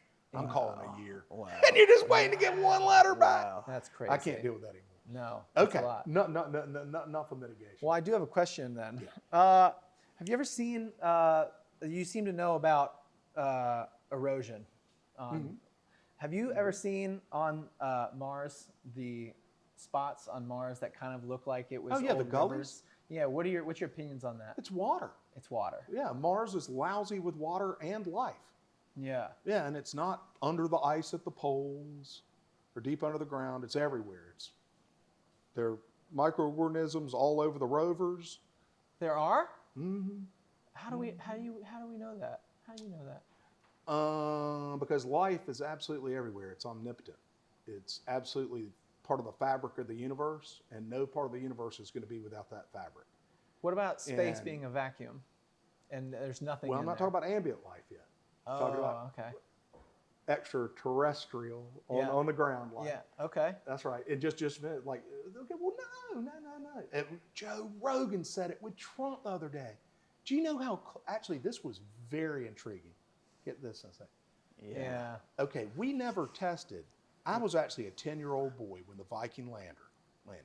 And I'm Okay. a geek, and in space, and at that time, Oh. you didn't know they're going to find life. Everybody was fired up. Is there Yeah, life on Mars? TBD. Because they sent a life detection instrument That's right. called the Labeled Release Experiment. A couple other ancillary experiments. The name was Labeled Release. We're going to find out where there's life. You know, and whatever, I don't remember what the time period was. They come back and said, nope, no life. And you're like, okay. They never put another life detection instrument on another rover. 60, All 70 they do years. is test for the building blocks. You could have live material or desiccated hibernated material right there, and anything 77 that has been out there on another planet has not been equipped whatsoever to test for life. So why did those tests come back negative? They didn't come back negative.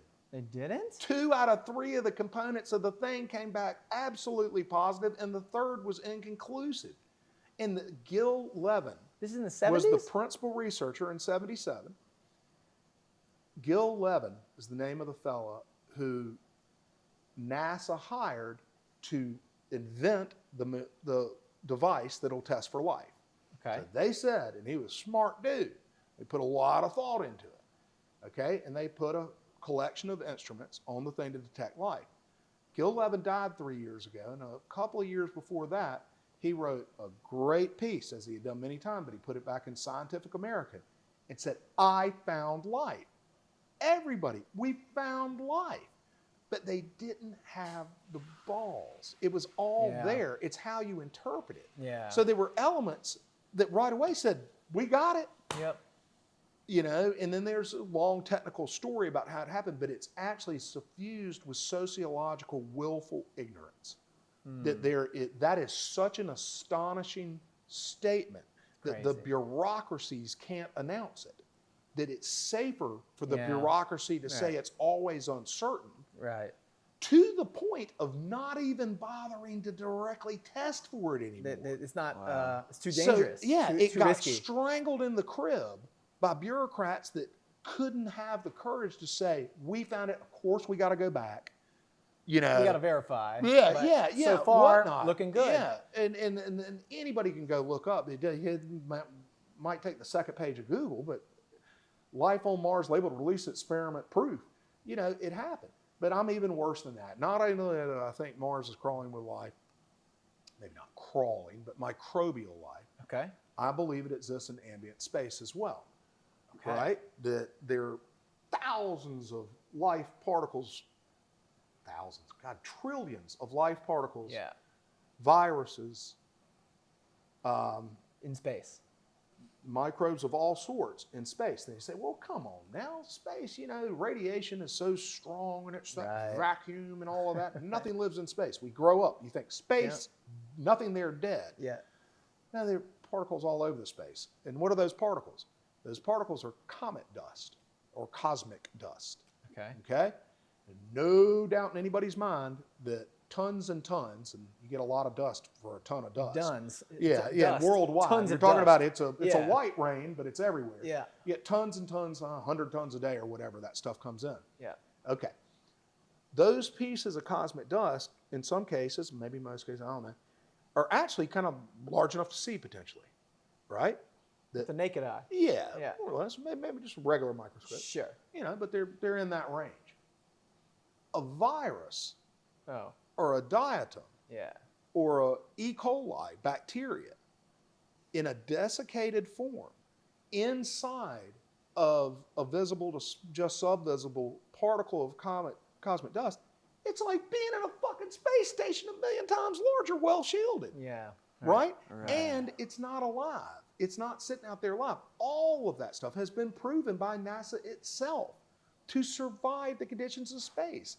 When you go take tardigrades, for instance, fabulous thing. You know, tardigrades are everywhere on Earth. They're called water bears, these little tiny things. Yeah.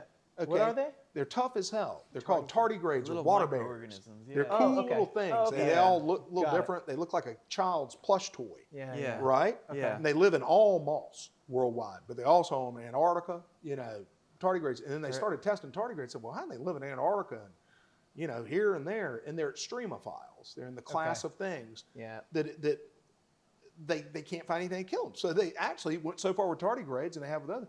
They went and painted them on a plate, put it outside the space station, brought it in, just add water and heat, damn thing comes back to life. No way. Now, why in the world would evolution endow that creature with the ability to withstand that unless that creature was intrinsic to the universe and it sometimes lived it? Because they can hibernate. They can go into, there's another word I'm seeking, but like desiccate, dormant hibernate. stasis. Yeah, dormant stasis, exactly. Yeah. And shut down, right? And then it's just add water. So just add water life plus a space station of a piece of dust. And say, okay, well, that might be good supposition. What's the proof of that? You can go on the Cosmic Tusk, my blog, and type ISS, International Space Station Plankton, and you can see that the Russians, 10 times over 6 years, went to the window, the tourist window, on the outside of the space station where they look out themselves and whatnot, right? Big thing. And took tampons. I talked about this on Danny Jones, you may have seen it. Took tampons and swiped the window, right? And very careful, did it 10 times, make sure no, put it in the little thing, brought it back to Russia, took it to the damn lab. 10 out of 10, every one of them, planktons, diatoms, E. coli, E. coli. viral, yes, bacteria, Yeah. yeah, Oh, DNA particles of it. sure. So not, and I don't know, maybe about some whole. So I remember waiting in my kid's pickup line in like 5th grade or something, and looking at my phone, and it says plankton found on space station. I'm a big fan of Chandra Wickramasinghe, who's kept this whole truth alive, and he's 85. Big fan of his, personal friend, talk regularly. And I said, Chandra is vindicated. Hell yes. That's something he would say. The plankton on the space station. Yeah. This is going to grow, baby. Crickets. Nothing. Just nothing. They did. Space.com came out and said TASS, the Russian space agency, had the space. They had it was an errant report. Nobody can get anybody to follow up. There's no backup. It was blah, blah, blah. And I'm like, and then nothing. And those were slashed out articles, right? And then I had actually missed it and found out a year or two later, in 2018, the Russians actually put those results in a paper, because I had just seen it in this little spattering of articles.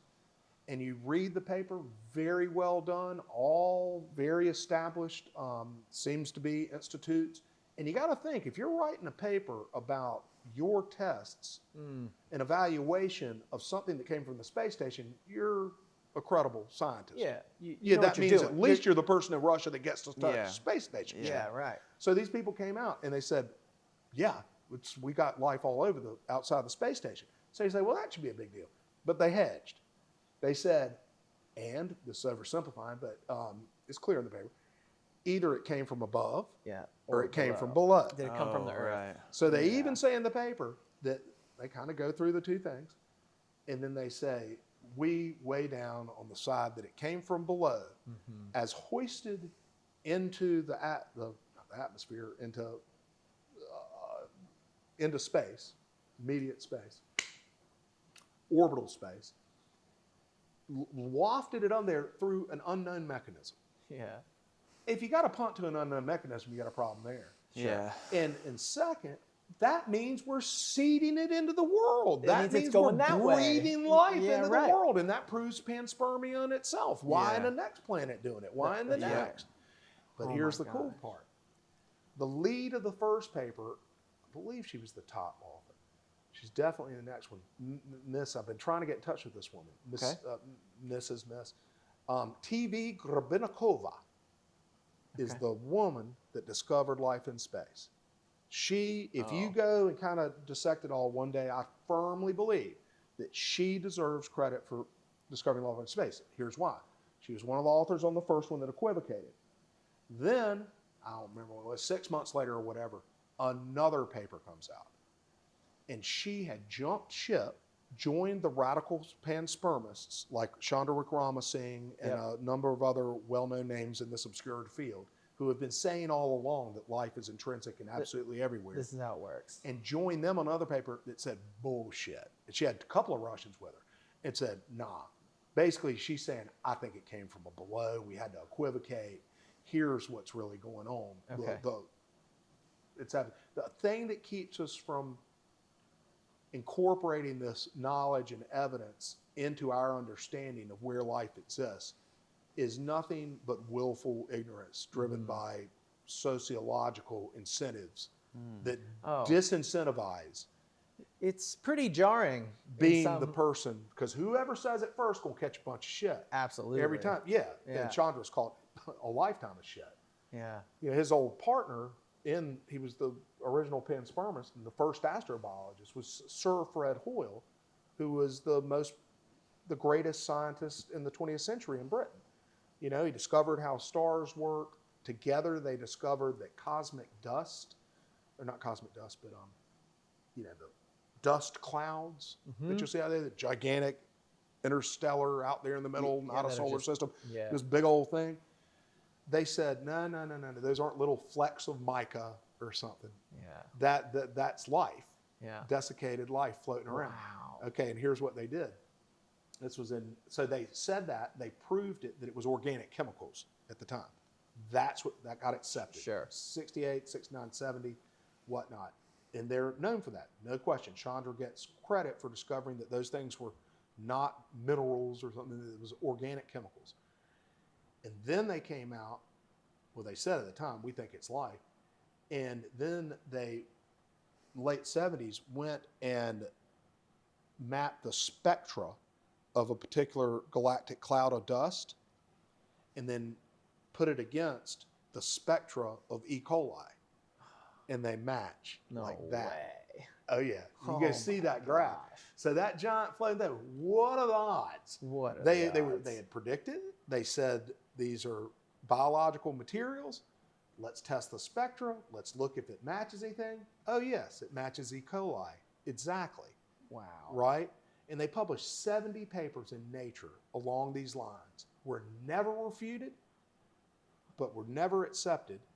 And Fred Hoyle's remembered as the greatest scientist of the 20th century in Britain that just got a little kooky towards the end. Bullshit. Yeah. Him and Chandra ran so far ahead of everybody, invented the field of astrobiologists. And as I said on Danny Jones' show, that field of astrobiology is the most counterproductive bunch of damn willfully ignorant wussies of all time. They're like a discipline devoted to making sure that they never confirm the subject of their study. They're religious zealots almost. I mean, it's almost like religious dogma to them. Yeah. It can't be. Yeah, and more that we've got to go dig 1 mile below the ice in some moon, Ecladius or whatever of Jupiter, and something that we're never going to do. Yeah, sure. That's probably where life resides. Where we're gonna How about just put one more instrument on one more rover? Right. Yeah. Given our technology now, Yeah. and give it a sniff. Just send a tampon Speaking up there. of sniffs, you know, there's so much other like circumstantial evidence. Mars breathes methane seasonally. Wow. Heavy in methane, They light measure methane. It? And they can, it's off-gassing and on-gassing kind They of? reported that. Oh, this is amazing. That is exactly what would happen if life were everywhere on Mars. So we've got to find another explanation. Yeah. It's got to be That's something our else. job as astrobiologists, Right. is to try to figure out make another sure it's not way life. that methane. Yeah, organic we've already methane- got the correct worldview. Let's Yeah. fit this in. Yeah. Yeah.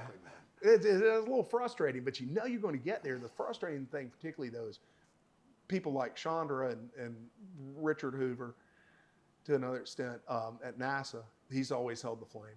But particularly Chandra, because he started it. You think these guys could they're go to the old. summit? They're Cosmic old. Summit? He spoke at it both years. Oh, we did? Oh, I Yeah, must no, have missed him. excuse me, remote. Oh, He's my remote. only remote Oh, because got I it. love the guy so much. Yeah. He can call it. He can call it in. Yeah, he gets. And a I Zoom- wanted a him to Zoom come pass. this year, but at the end we called it, and I said I'll come see you because we've never met in person. Yeah. So I'm gonna go see him in Wales. Okay. Oh, cool. And so he called him both times.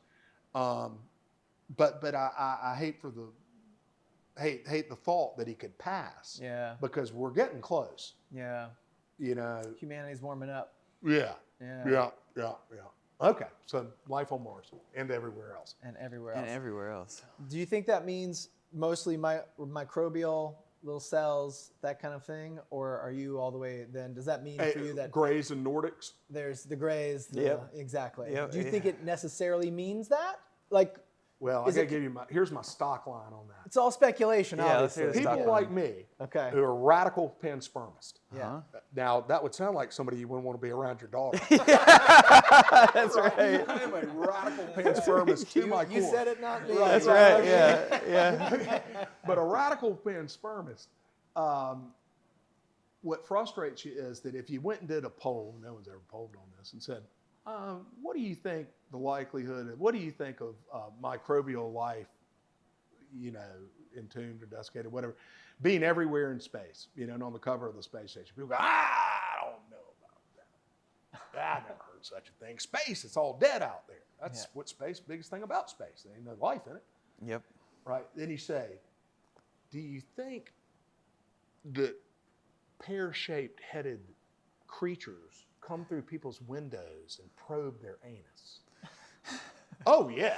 Yeah. High chance. High chance. Hey, God, come on, people. How does that First work? thing first. Yeah, I'm up for man. that too. Yeah, right. But just give a chance to the on. microbe That's before right. you Yeah. then think that people are crawling in windows. That's Right. right. Let's Yeah. walk the science It's out before very we. weird. Isn't it Yeah. weird? That it's It's so okay to strange. believe the wildest so part. strange. But then That's the baby steps, folks. Yeah. Baby steps. Yeah, we're a species of cognitive And I'll dissonance. tell you, if I were an alien, if I were one of the Nordics, sitting up there going, when will we reveal ourselves?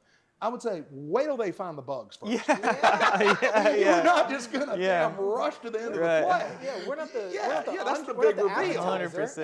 That's an appetizer. They Yeah, got to warm them up a little. They're They're not not at the that appetizer. idiots, and he found that shit. They don't get to see us yet. That's right. Yeah, I believe that. All right.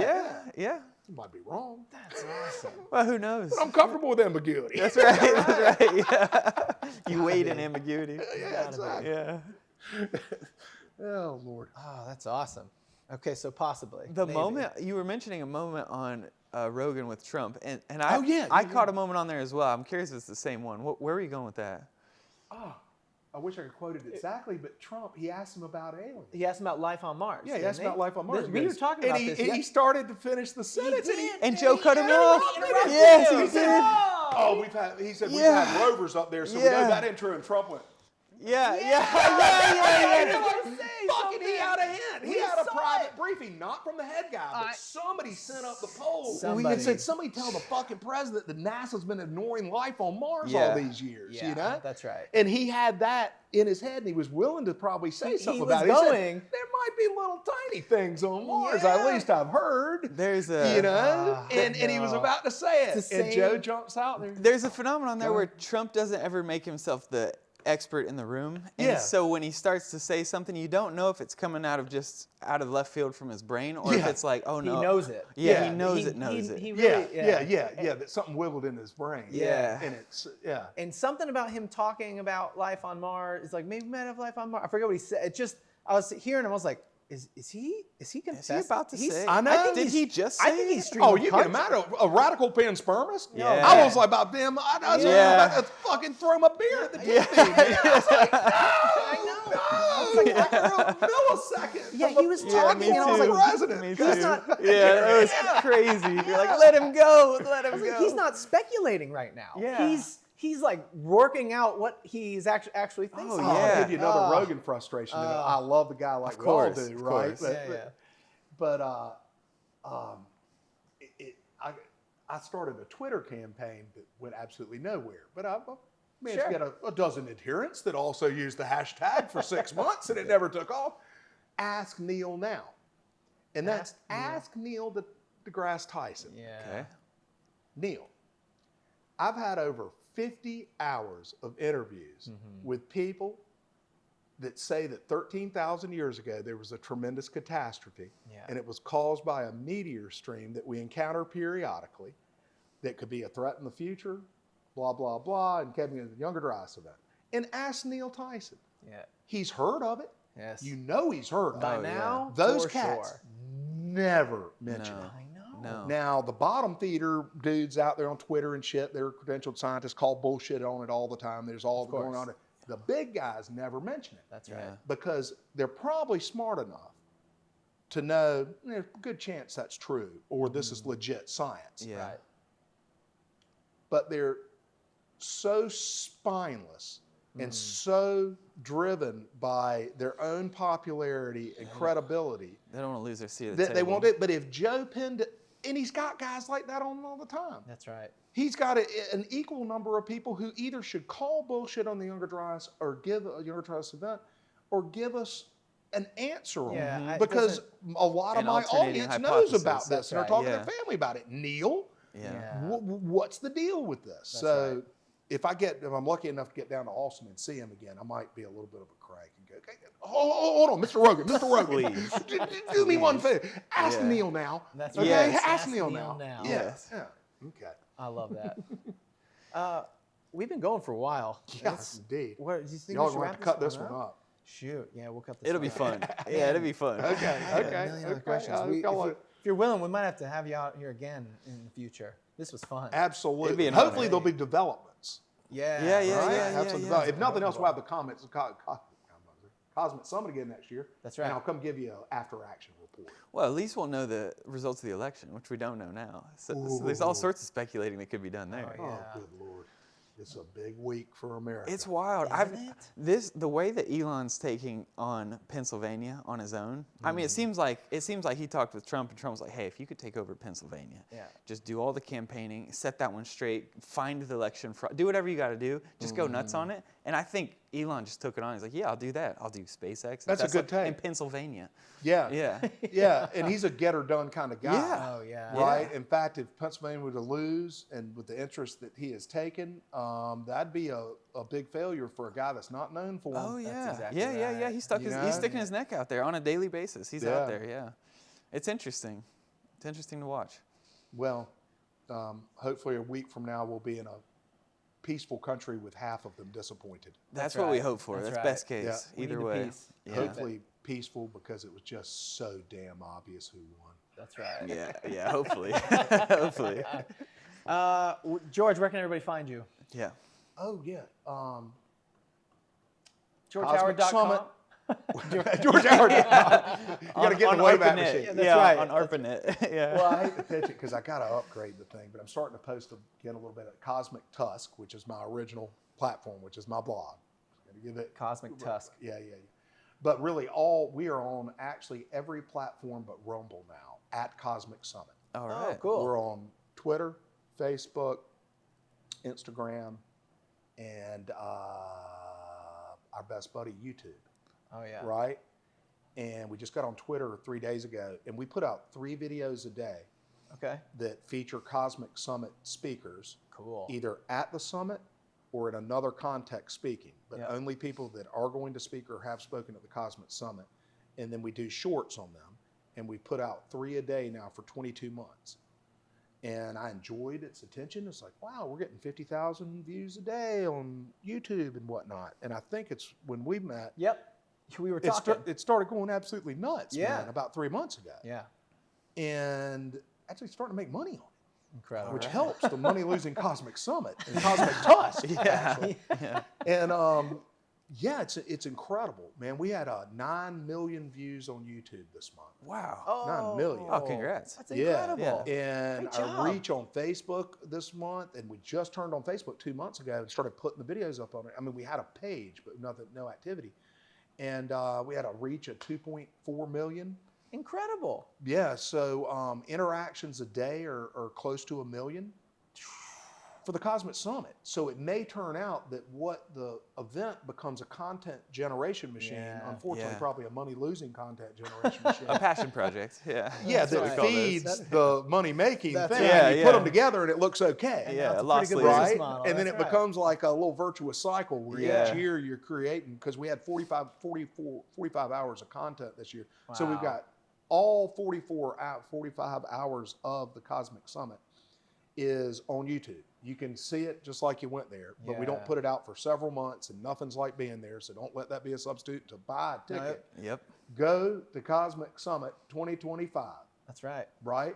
Greensboro? And use, I'm giving the website right now. It's in Greensboro, Okay. North Carolina, very logistically convenient place. It is. But go to the website, Cosmic Summit 2025, okay, and purchase a ticket now using the promo code. What do y'all call the podcast? Austin and Matt. Austin and Matt. A&M? That's a long promo. It is, yeah. Austin and Matt? A and M. There we go. A and M. Yeah. Well, we'll do 2. And Austin and Matt. Austin And Austin and Matt. All right. For $50 all right. off attendance at next year's summit, and there are 5 different ticket types. I won't bore you with all of that. Go check it out yourself. Yep. But $50 off any of the tickets if you use Austin and Matt or A&M. Yeah. Okay, just type those in. You get a cheaper ticket, and hopefully you'll come see them. Yep. Oh man, Next I was week. there. I was there a few months ago, and it was amazing. I mean, the Thank you, brother. speakers were Uncharted X was there. Yeah, and he yeah. gave a talk, and He's a wonderful guy. he was awesome. And then also just talking to the different. I would just jump tables and just start talking to people that were there because Awesome. everybody who's there is interesting. Yeah, It was amazing. No, And I it's one of think those things. It's like a dead show. The Yeah. audience is its Oh, own best It's entertainment. its own part of the show. Yeah, Oh, yeah. for sure. You love the band too, but it just wouldn't be the same And then- without the Deadheads. And who's this? right. I saw this one. You'll know his name, Eric. He's in Seattle, I think. He did a talk. He found Sodom from the Bible. Yeah, Steve Collins. Steve Dr. Collins, that's it. Mhm. Yeah. Yeah. I loved that Did talk. you? Yeah, I remember it still. It was Yeah. unbelievable. Yeah. The work that they're all doing is very scientific, and like you said, there's some that are so scientific and doing all the work, and then there's others who are there to learn and are enthusiastic about it. And so I had a great time. Yeah, it was awesome. Thank you for coming. Look forward to seeing you next year, fellas. You got it. Thanks for coming in. At Cosmic Summit, like, share, and follow. Come on. All right. See you, everybody. Thanks, fellas. Yeah, that was great.